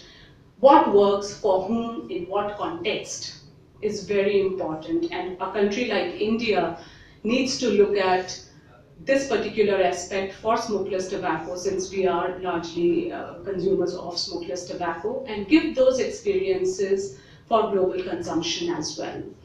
So Gutka ban, as we all know, the earlier policy attempts, how it led to having our evidence which was submitted to the Honorable Supreme Court and led to implementation of not only banning the plastic sachets packing, but led to Gutka ban under FSSAI. So a lot of steps were in place, but it is important that process evaluations, process research is captured, so that other countries who may have similar situation, not now, maybe later, are able to see what happened, what processes were followed, and how having expert groups can produce evidence which can be authentic in the court of law.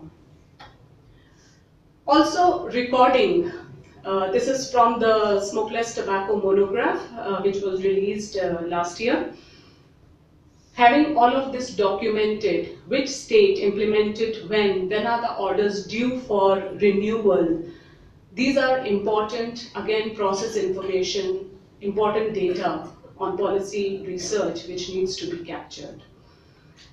Misinformations. Now this is an advertisement in the print media. So smokeless tobacco is banned, but if you look at this advertisement, how they are trying to clarify, and sir, it is same, unche log unchi pasand.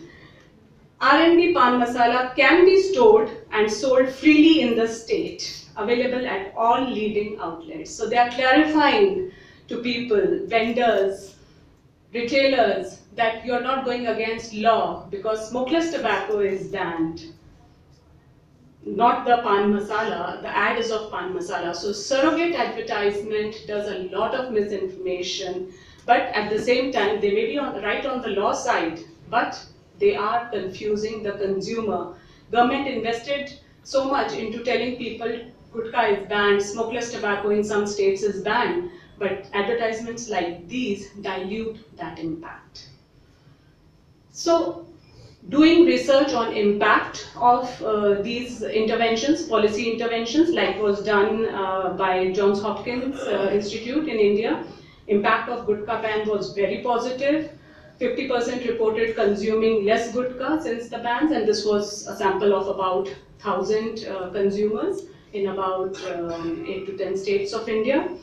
Also, this did bring about that people were continuing to get gutka as two separate packages. They were mixing and they continued to use. However, one positive development was that no outlet was displaying pre-packaged gutka. Cost of pre-packaged gutka increased following the ban. It became about 8 times, which we would have never been able to achieve within a year through taxation. So there were positive impacts, but we all know that enforcement of policies continues to be weak. And that's where we need to have community-based research studies to be able to understand the determinants why people are continuing to use. Addiction is one part of it, which we need to address through cessation. But we need to understand other determinants in the community which we need to address in interventions. Talking about school programs, which have been very successful in Indian context, and that is why they were included under the National Tobacco Control Program. This was a group randomized trial, very clearly showing differences in intervention and control with a 2-year comprehensive intervention given in school setting. Tobacco use increased by 68% in control group and decreased by 17% in intervention group. So if no intervention is given, that is the rate at which tobacco use will increase among adolescents. Not only usage, intentions to smoke and intentions to chew also came down. But one important observation from this was we were unable to change smokeless tobacco use. So pointing very clearly, we need a different kind of programming for smokeless tobacco. This was a well-researched US-based model adapted for India through very rigorous formative research. We included both smoking and smokeless tobacco to be able to have it appropriately modified for adolescents in Delhi and Chennai, but we could not influence smokeless tobacco use. So we said, okay, let's try this model through a community-based model. Similar model adapted for community setting. This was project activity. And the intent was that we are able to reach slum children who are vulnerable and also are able to show change in behaviors. Again, we were able to change their smoking behavior. If you see the current tobacco use, smoking, but current smokeless tobacco, again, something we could not change. And most importantly, the RC is the resettlement colony. There were two populations here, so resettlement colony and the Jhuggi Jhompri cluster, which is the most disadvantaged even in the slum, we saw no change. So policy impacts, programmatic impacts are differentially consumed by people in different geographies, by socioeconomic status, by gender. We need to look at what is the differential policy impact across populations. So just to, with this example, say that we were successfully able to, through both school setting, community setting, we were able to reduce cigarettes, bidi consumption, but we were ineffective in cutting smokeless tobacco use. Also, the important lesson was it is important to evaluate the impact of otherwise well-tested intervention strategies in low and middle-income countries, and it applies to all low and middle-income countries to ensure these translate effectively and efficiently. So, limited studies can have different effect and often underestimate effect on youth and young adults. So we need to cater what is our target audience when we are designing our interventions and policies. So policy gap analysis have been done using various policy frameworks, and I looked at one of the publications which looked at raising awareness under the policy framework, information and surveillance, regulating production, distribution, marketing, price and taxation, service provision, and how the 4 countries are faring on SLT policy gaps. However, something which is more recent from the hub itself is the number and percentage of parties implementing SLT-specific FCTC provisions. How many have addressed SLT? And this is using the FCTC, which is the best way to do policy analysis. Very clearly, about 135 countries do mention smokeless tobacco in their policy framework, in their laws. However, on the implementation side, we see the numbers become very less, from about 2% to only up to 16% for various provisions. And I have made a listing of research recommendations based on these. So quickly to say what are the research priorities from these observations. Implementation science research is needed on all aspects of articles of FCTC. Looking at causal associations, we have in India established causal association between exposure to smoking and tobacco use uptake, but we have not looked at SLT exposure, which needs to be looked at. impact of misinformation campaigns, impact of larger warnings, economic evaluations were talked about in the morning, but it's also important to look at the supply chain. What is the role of organized and the unorganized sector? We will be able to regulate the organized sector, but if majority of the product is in the unorganized sector, policies will not make an impact. Mass media campaigns, Nandita did talk about in detail.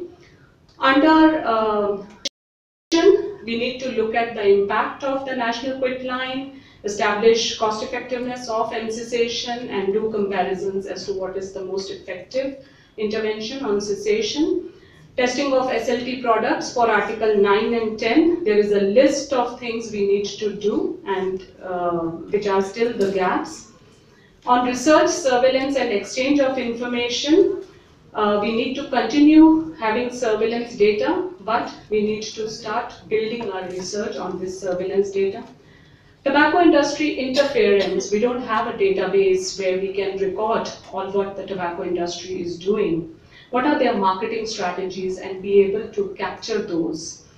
Also assessing the impact of smokeless tobacco policies on youth and young adults, how they are responding to these policies, whether they are making any impact to that age group.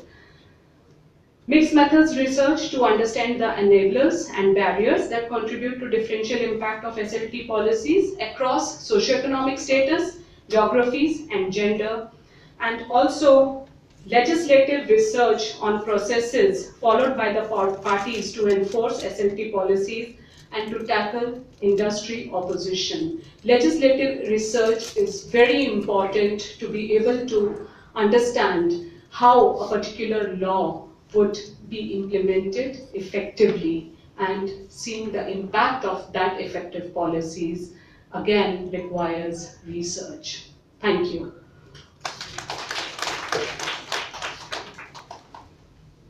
Yeah. Very informative talk, I must say, as always. But I just want to know, because there are increase in the taxation, decrease in the consumption, very true. But has it resulted into increase the cost of the cigarette? Has it increased in increase of consumption of non-smoker tobacco? Because people want to shift. So is that because that is what cheaper also? Yeah. Has there been study? So there have been price elasticity studies which have been done, and we did look at, in some of our research, we have looked at substitution. Largely, we have not seen that a smoker would shift to smokeless tobacco, for example. But again, that's something which has not been very rigorously studied. I won't say that there is no scope of studying it further. There is important scope of looking at substitution. It may be that substitution would happen across products within smoking itself, because we have so many variations within smoking. And the industry also adjusts its prices very carefully. So when there is an increase in price, there is increased taxation, they adjust it in a way that their most popular brand, that price doesn't change for the consumer. They distribute it across other categories so that that demand is not affected. So we need to study that industry behavior. My personal experience has been that there is a lot of this substitution amongst people. I don't know why research is not reflected, or perhaps it would, further researchers would tell about that. But people do quit smoking and shift to smokeless tobacco quite a lot. Well, that has been the personal experience in at least B-tier towns. Okay, yeah, so definitely when taxation is the most effective policy measure. So when taxes are increased considerably, it will hit demand. That is the whole intent. Places like US, UK, where taxes have been reasonably increased, the people have started quitting because of that price which pinches. However, what I am trying to say is that whether the taxation level in India has been brought to that level where it will start hitting demand.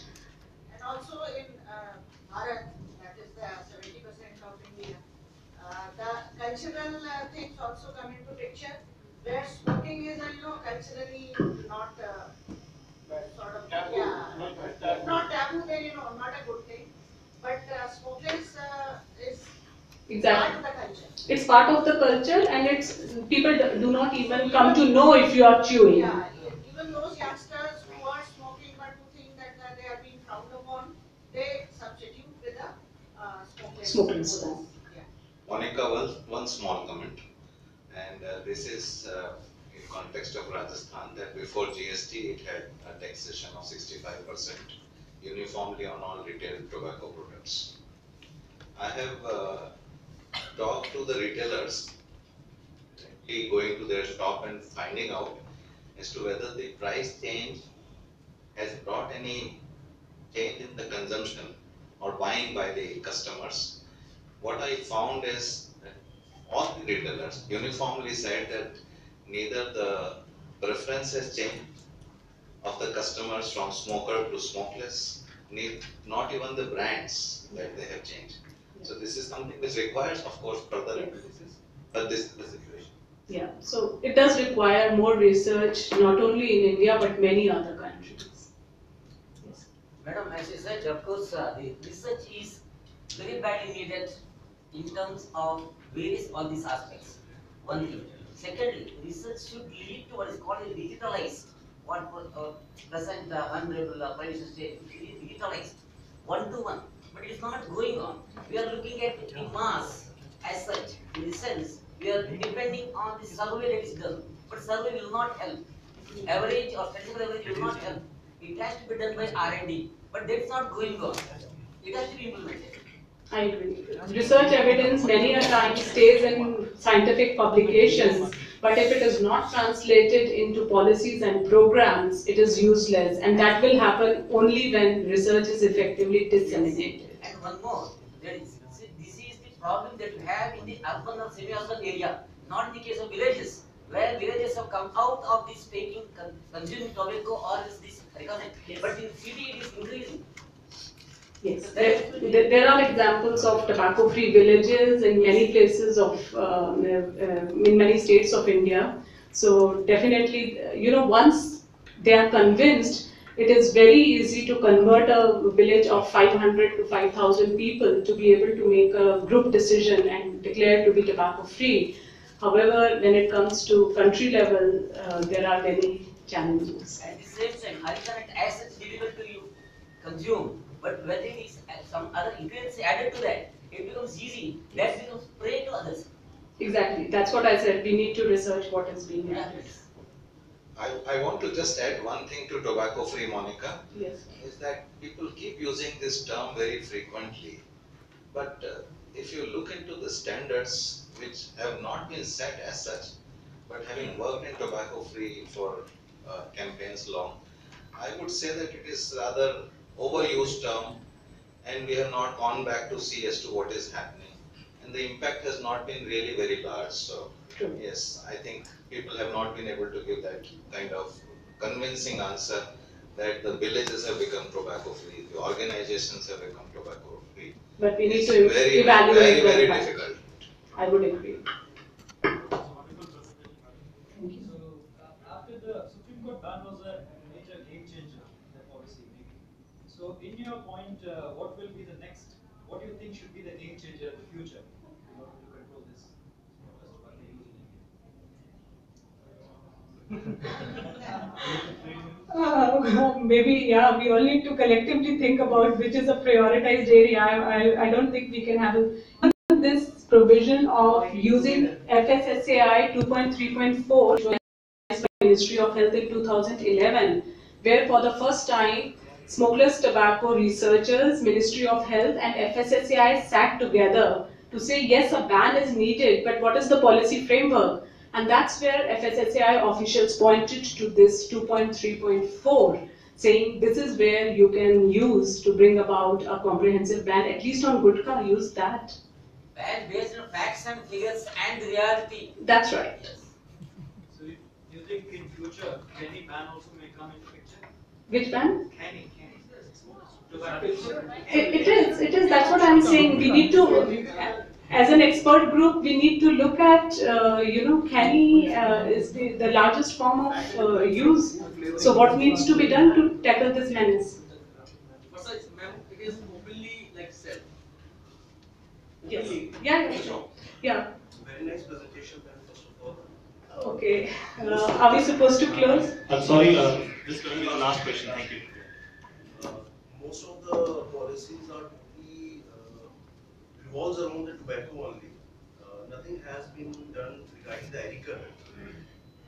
There should be something done, policy should be done regarding the agriculture. This is the first point. My second point is regarding our governing body, the Dental Council of India, was made compulsory for all the dental institute to celebrate or do something on No Tobacco Day, but nothing has been there regarding again the agriculture. Yeah. There should be some day to be celebrated or something on a specific day, first of all. Sure. Yeah. And ma'am, from the last yesterday onwards, we are hearing about tobacco cessation programs, tobacco cessation clinics, or intervention initiatives. Personally, but who will do it? The question is who will do it? Who are basically certified or the professionalists, or there are certain programs regarding this tobacco intervention initiatives? Okay, sir wants to answer Yes, that. sir. So you have many questions. This is the last question, sir. Last question, sir. We can do this. Take the mic. We jointly can do that. This is according to our experience, we are doing it. We have a clinic. According to our experiences, we are doing all those things. But we are not specifically trained. We jointly can do that. Be together and fight it together.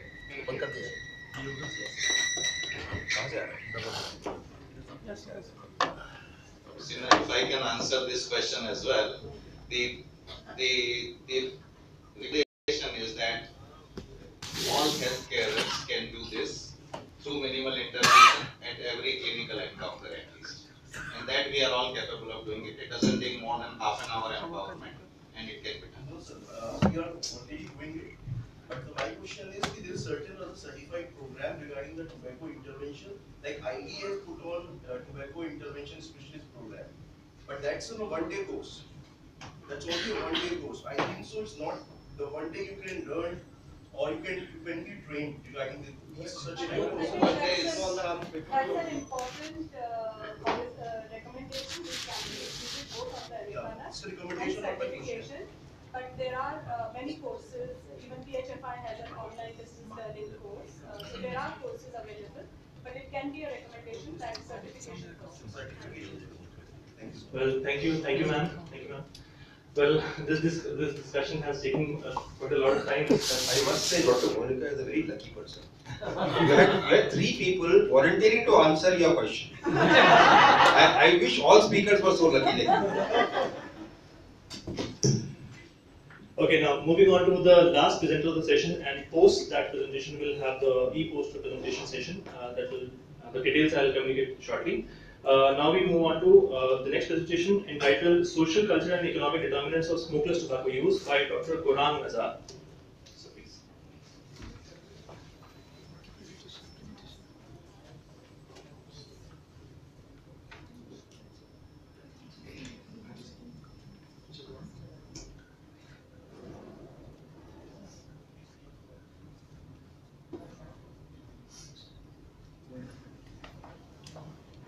While we are waiting for Varun to come up with his presentation, a lot of these, what has been happening since the last, since yesterday, is available on Twitter as a regular feed.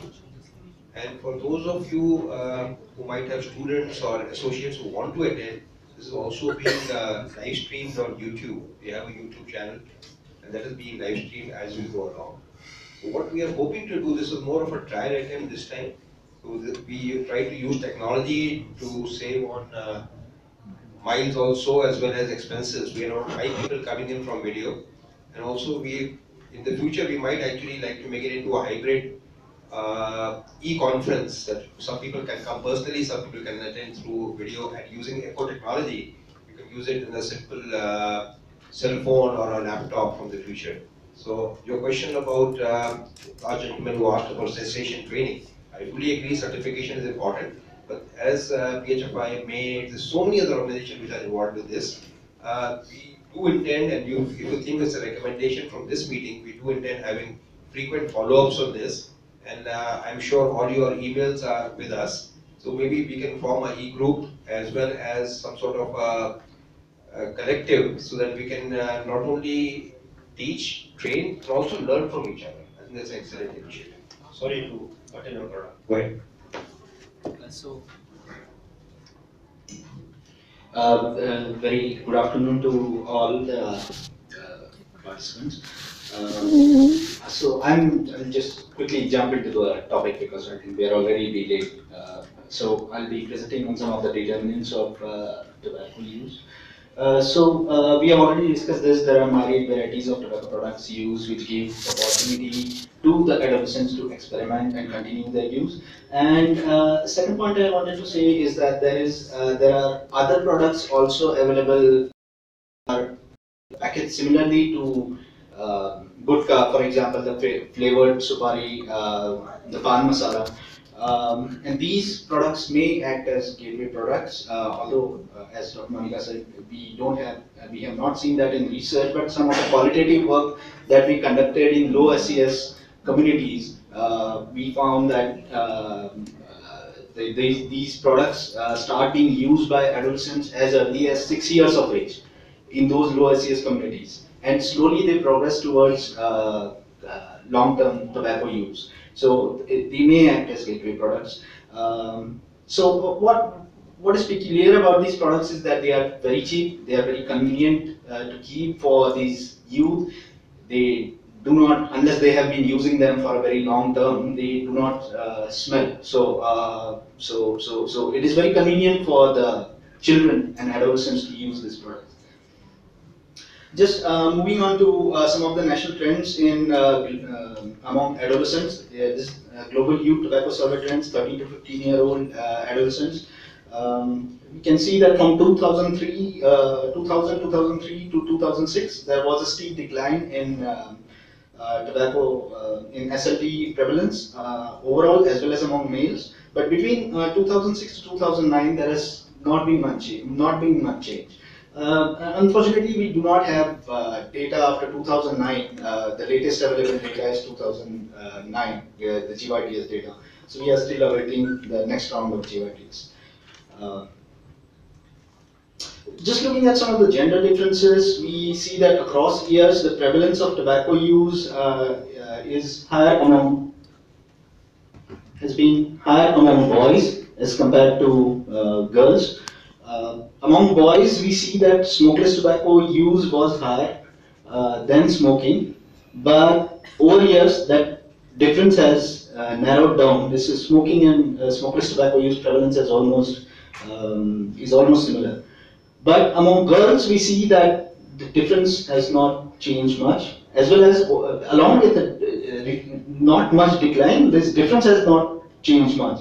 So, what is happening among girls? If we just look at the differences in prevalence between adult smokeless tobacco consumption that is available from GATS, we see that there is a difference in consumption of SLT between males and females. It's 17 percentage points. But between boys and girls, from this latest round of GYTS data, it is only 5 percentage points. So we see that among the youngsters, the difference is really narrow. So it may be that the more and more girls are starting to consume smokeless tobacco at an early age. Just showing some of the cross-tabs by demographic characteristics from the project Maitri that Monica just described, which was a group randomized trial in 32 schools in Delhi and Chennai. We see that consumption among government schools was much higher as compared to private schools. Consumption among boys again is higher, and surprisingly among 6th graders the consumption is much higher as compared to the 8th graders. So why focus on youth? So the tobacco industry sees these youth as their prospective customers. They are at a very influential age, so habits that are learned during adolescence, childhood are likely to persist into adulthood, and they may grow into full-fledged long-term tobacco users unless they have been sensitized through through delivery of how to resist those temptations from, for example, peer pressure or parental use, so on. So they need to have those kind of skills to resist that. So some of the factors contributing to tobacco use among the youth in developing countries, and this can be broadly distributed into socio-environmental factors, individual factors, and psychosocial factors. So we'll go into some of these in more detail. So first is the influence of peers and family members. So it has been observed in research that tobacco use by friends and family members is significantly and positively associated with tobacco use among adolescents. And yet we see in India that many of the parents, grandparents, they do send their children to buy these kind of products for them. And that is where they may get hooked on to this kind of habit. For example, this cross-section study, it showed that conducted with 550 adolescents from Delhi, it showed that the risk of being ever tobacco user was significantly higher if they had seen their brother or sister smoking or if they had seen their friends smoking. Similar findings were observed in this study in Bihar, in Patna, which was conducted by Professor Sinha and colleagues, and it showed that the risk was higher among if their friends used tobacco or their parents or teachers sent them for buying tobacco. Coming to influence of school environment, we have already talked about this. Section 6b, it says there should be no sale of tobacco products around 100 yards of educational institution and as well as inside the educational institution. So CBSE has guidelines for this, that all the educational institutions governed should be tobacco-free institutions. But it is not uncommon to find schools which are not following these guidelines. Those boards, these kind of boards here, they are not there at conspicuous locations inside these schools.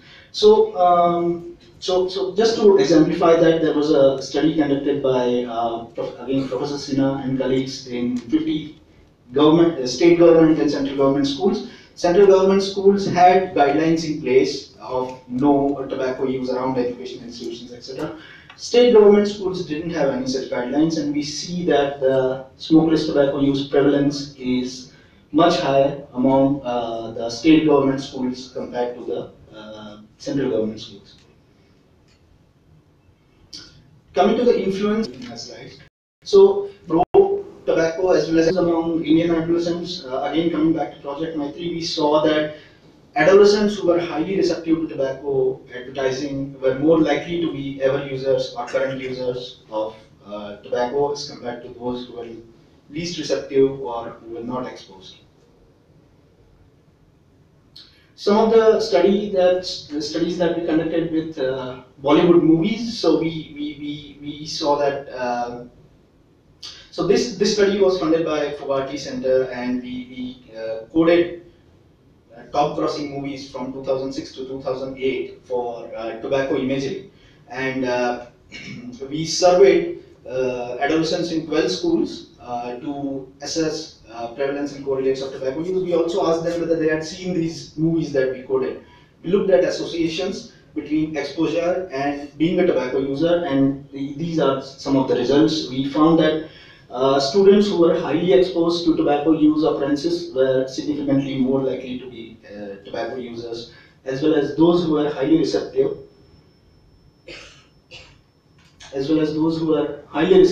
were more likely to be significantly more likely to be tobacco users. Further, we assess tobacco imagery, tobacco use impressions in these movies, which is another indicator of exposure to tobacco imagery in movies. So we we found that about 50% of these movies that we coded, they contain tobacco imagery, and this is the number of tobacco impressions that were delivered by just these 38 movies in cinema halls. These are youth-rated movies. So on one hand, we are saying that exposure, being highly exposed leads to tobacco use. We also see that youth-rated movies are containing so much of tobacco imagery. Coming to some of the evidence on how disposable income or pocket money affects tobacco use. The study was conducted by Oswal. He did a secondary analysis of global youth tobacco survey data, and he found he studied 25 states, and he found that in 18 of the 25 states study, getting pocket money was significantly associated with current smokeless tobacco use, and the associations were positive, significant, and strongest in these two states, Sikkim and Uttarakhand, and there were 16 other states in which associations were positive. So coming to, apart from disposable income, poor academic performance is also linked to tobacco use. This study here was conducted by Dr. Shailesh Mohan from Public Health Foundation of India. He conducted that in Kerala with adolescents, and he found that those who were scoring excellent marks were those who were scoring less than 40% marks were 3 times more likely to be current tobacco users compared to those who were scoring excellent marks. Again, there is a close association between poverty or low SES and tobacco use. We already saw that tobacco use was higher among government school students. A study here was conducted by Shelter Don Bosco, a qualitative study with 400 street children in Mumbai. It showed that their average earning was only 29 rupees per day. These were street children, rag pickers, doing small petty jobs. So their average income was 29 rupees, and most of that income was spent on tobacco. They were even foregoing food, clothes, and such other basic necessities for buying tobacco. And these was continuously keeping them into poverty. Evidence on easy access and availability. So we see that these products are easily available every nook and corner of our communities across Delhi, other cities in India as well. Some of these youth are even compelled to sell this tobacco, sell these products because of poverty or poor financial situation, etc. So enforcement is a big challenge because we see a lot of mobile kind of vendors. They are selling on bicycles. They are makeshift kind of car shops. So how does enforcement work with them? So that is a big challenge. So if you look at GYTS 2009 data, we see that 47% of students, they were able to buy tobacco products in a store, and 56% they were not refused tobacco products because of being a minor. So that clearly is some problem. Already, although there has been a decline from 2006 to 2009, that clearly more needs to be done in this area. Now there has been an announcement in September 2017 for licensing of tobacco vendors, and that state government should take measures to ensure that there is licensing for tobacco products, and other products would not be available at these shops. But then, as I said, how would that be implemented? It would be interesting to see, because there are so many mobile vendors, kiosks, movable kiosks. So influence of knowledge and attitudes towards tobacco use, we see that if you look at this GYTS data here, it still indicates that there is lack of knowledge. There are lots of misconceptions, myths prevailing. For example, students said that boys or girls who smoke or chew tobacco have more friends, look more attractive. So something needs to be done about this. These figures have already, although they have declined since 2006, so more needs to go in there. And then whether knowledge about tobacco is imparted through school curriculums or not. Again, if you look at these figures, there has been only minor increase since 2006, but more needs to go there. I mean, children need to be taught about tobacco, their adverse effects, economic consequences, etc. In schools. Some data from a study conducted by Professor Sinha on using GATS data on eight northeastern states, we see that as compared to never users, the misconceptions, lack of knowledge was observed much more in smokeless tobacco users as compared to never users. Some of them also had some misconceptions regarding health effects, that it relieves toothache, it helps them feel more comfortable at parties. Regarding attitudes like smokeless tobacco is harmful, majority of the smokeless tobacco users didn't believe that smokeless tobacco is harmful. So this, I just looked at the Arecanet reasons for using Arecanet. So most of these are similar as compared to other smokeless tobacco products. Something that is unique is that smokeless tobacco is much more complicated. The Arecanet is a much more complicated issue because it's in grain. It's not considered something to be bad. It has some. It is considered auspicious in Hinduism. So those are the unique issues that will need to be dealt with when you're talking about Arecanet. So some of the recommendations, these first two are from the smokeless tobacco monograph. Because GYTS focuses exclusively on school-age children, we need a standard protocol for studying out-of-school children who are illiterate, less educated, living in rural areas. So protocol is needed for that. So 2006 and 2009 GYTS provide regional estimates. We also need periodic state level information, so that can be recommended. Again, GYTS does not have enough focus on economic indicators. It just asks whether you get pocket money or not. Maybe some economic indicators on the lines of GATS could be included in GYTS questionnaire. Research to understand the relative importance of these risk factors that I described of SLT use among youth, so that if required, targeted interventions can be delivered. Schools could strengthen this National Tobacco Control Program. There is a school component under the National Tobacco Control Program. This can be expanded to include family members, and outreach efforts can be extended to reach out to out-of-school students.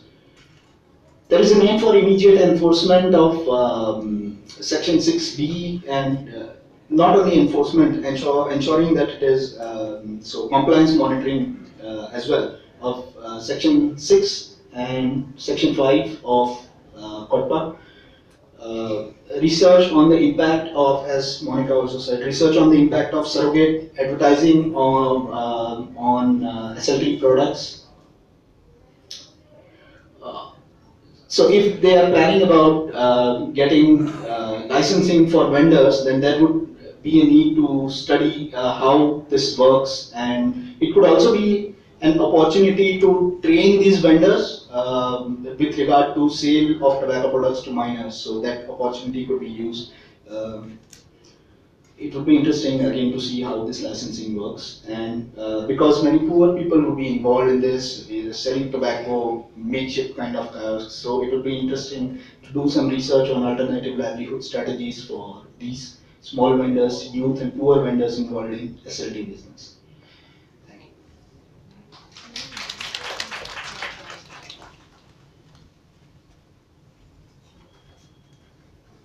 Thank you, Dr. Gaurang. The house is open for questions.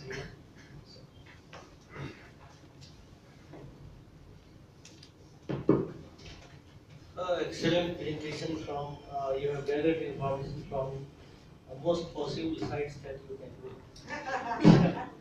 But there are certain other sites that you have missed. One is that teachers use in the schools. If the tobacco use among teachers is high, tobacco use among the students is proportionally high. It has been seen in some of the GSPS and GYTS correlations. Unfortunately, we are not able to publish.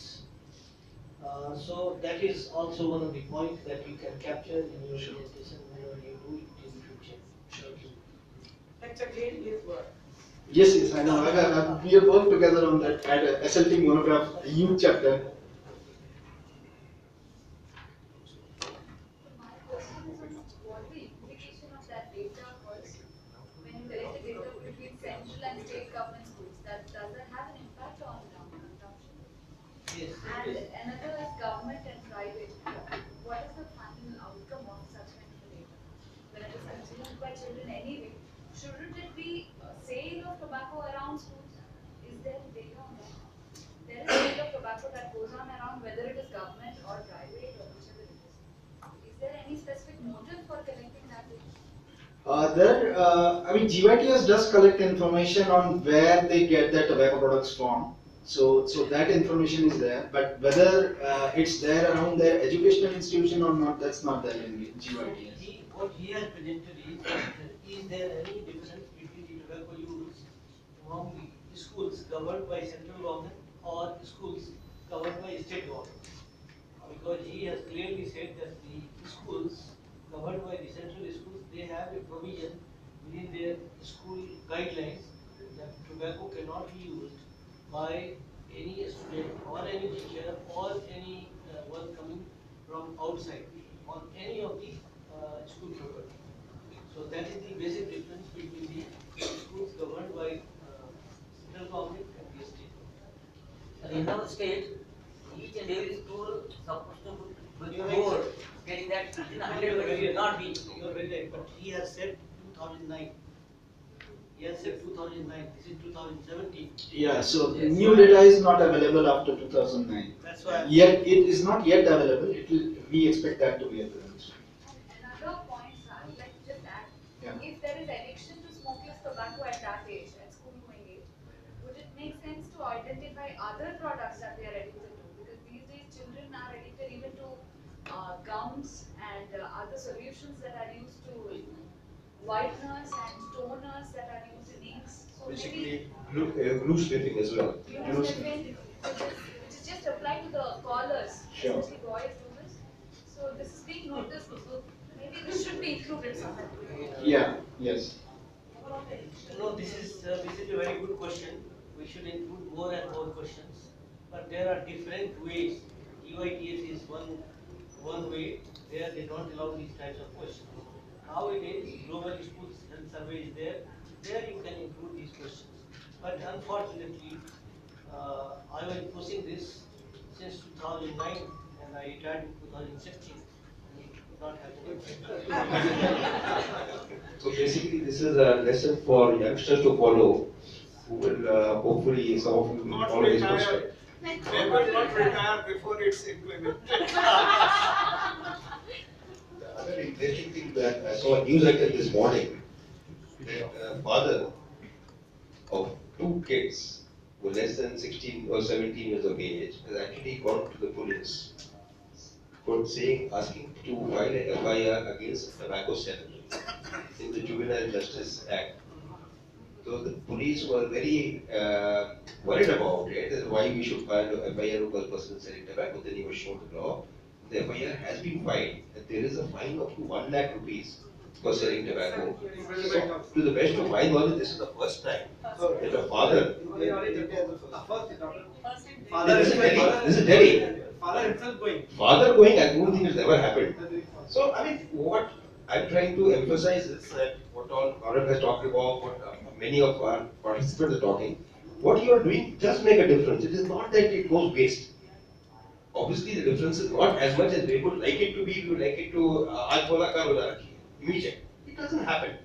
But the fact that we have so much of participation in this workshop in a relatively esoteric topic of smokeless tobacco control and research and policies itself shows that the younger generation and the senior generation for a year are not only willing to learn from each other, and also what you are doing here, hopefully what you do in the next years to come, does have an impact on the life of people. Thank you so much. I just, a very, very important point you have raised, and I was thinking because there will be a policy discussion on this. Sorry? Immediately afterwards. Yeah. But I was thinking that, these awareness campaigns must, and the policy making group could consider it, to somehow bring it to those formative years, many things that we do, to adults and all, the impact is not so deep. And I think there's a long-term policy must also be there. Short-term policies are taxes and all bans and everything is very good, and they do show impact.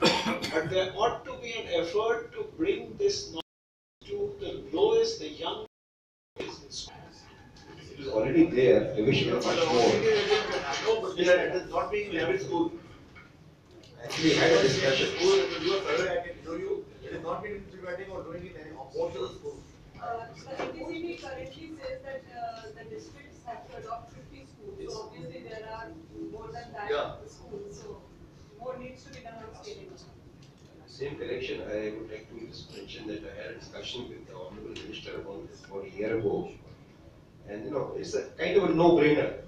Why are we not emphasizing the schools should be part of curriculum?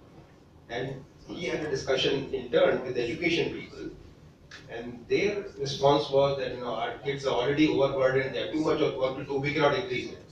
So one suggestion that was raised, and I don't know whether it's actually been done, I doubt it's been done, was the back cover of every textbook is normally empty. Just sending a couple of messages as well as a good picture and use that as a discussion point at the end of even 1 hour in the entire year by a teacher would be, it will make a difference. But that has unfortunately remained in the books or in the discussion. I don't think it's actually been implemented. So I agree, the problems are there and that board should, and as we pointed out so often, it should be part of our recommendation. And actually the government of India has asked for recommendation from this group.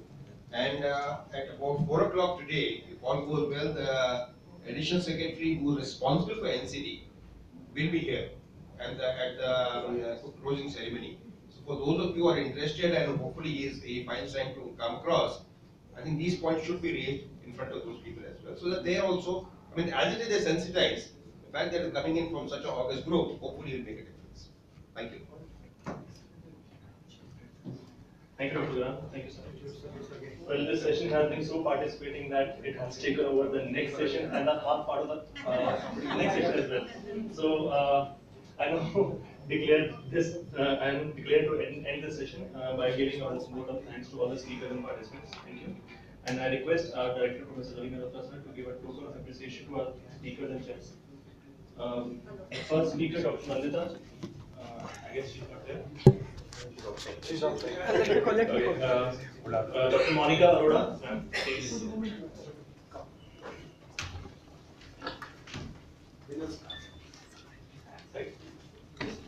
Oh, there she comes. Monica.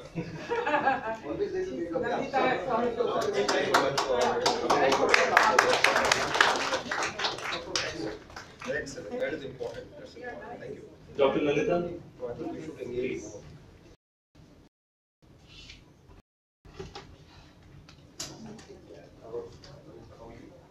Thank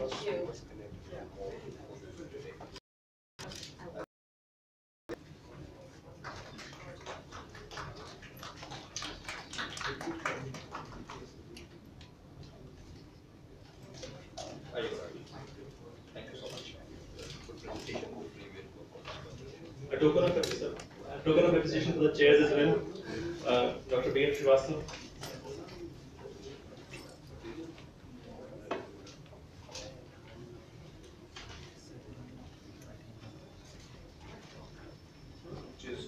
My pleasure. Thank you so much, sir, for taking time out, coming over. Thank you so much. Encouragement for our youngsters. It has been a source of inspiration for many of us going back so many years. Thank you, sir. The second chair is Dr. Ravi Mehrotra himself. Sir, can you please? Sir, please. Please speak. आपको तो 6 दे दिए ना आपको तो 6 दे दिए होंगे Thank you, sir. Privileged to get it from Dr. Sinha, especially who has been very much part of our group. Thank you so much, sir. And the last chair is Dr. Peter Rajaman. Very appropriately entry. Perfect timing, please.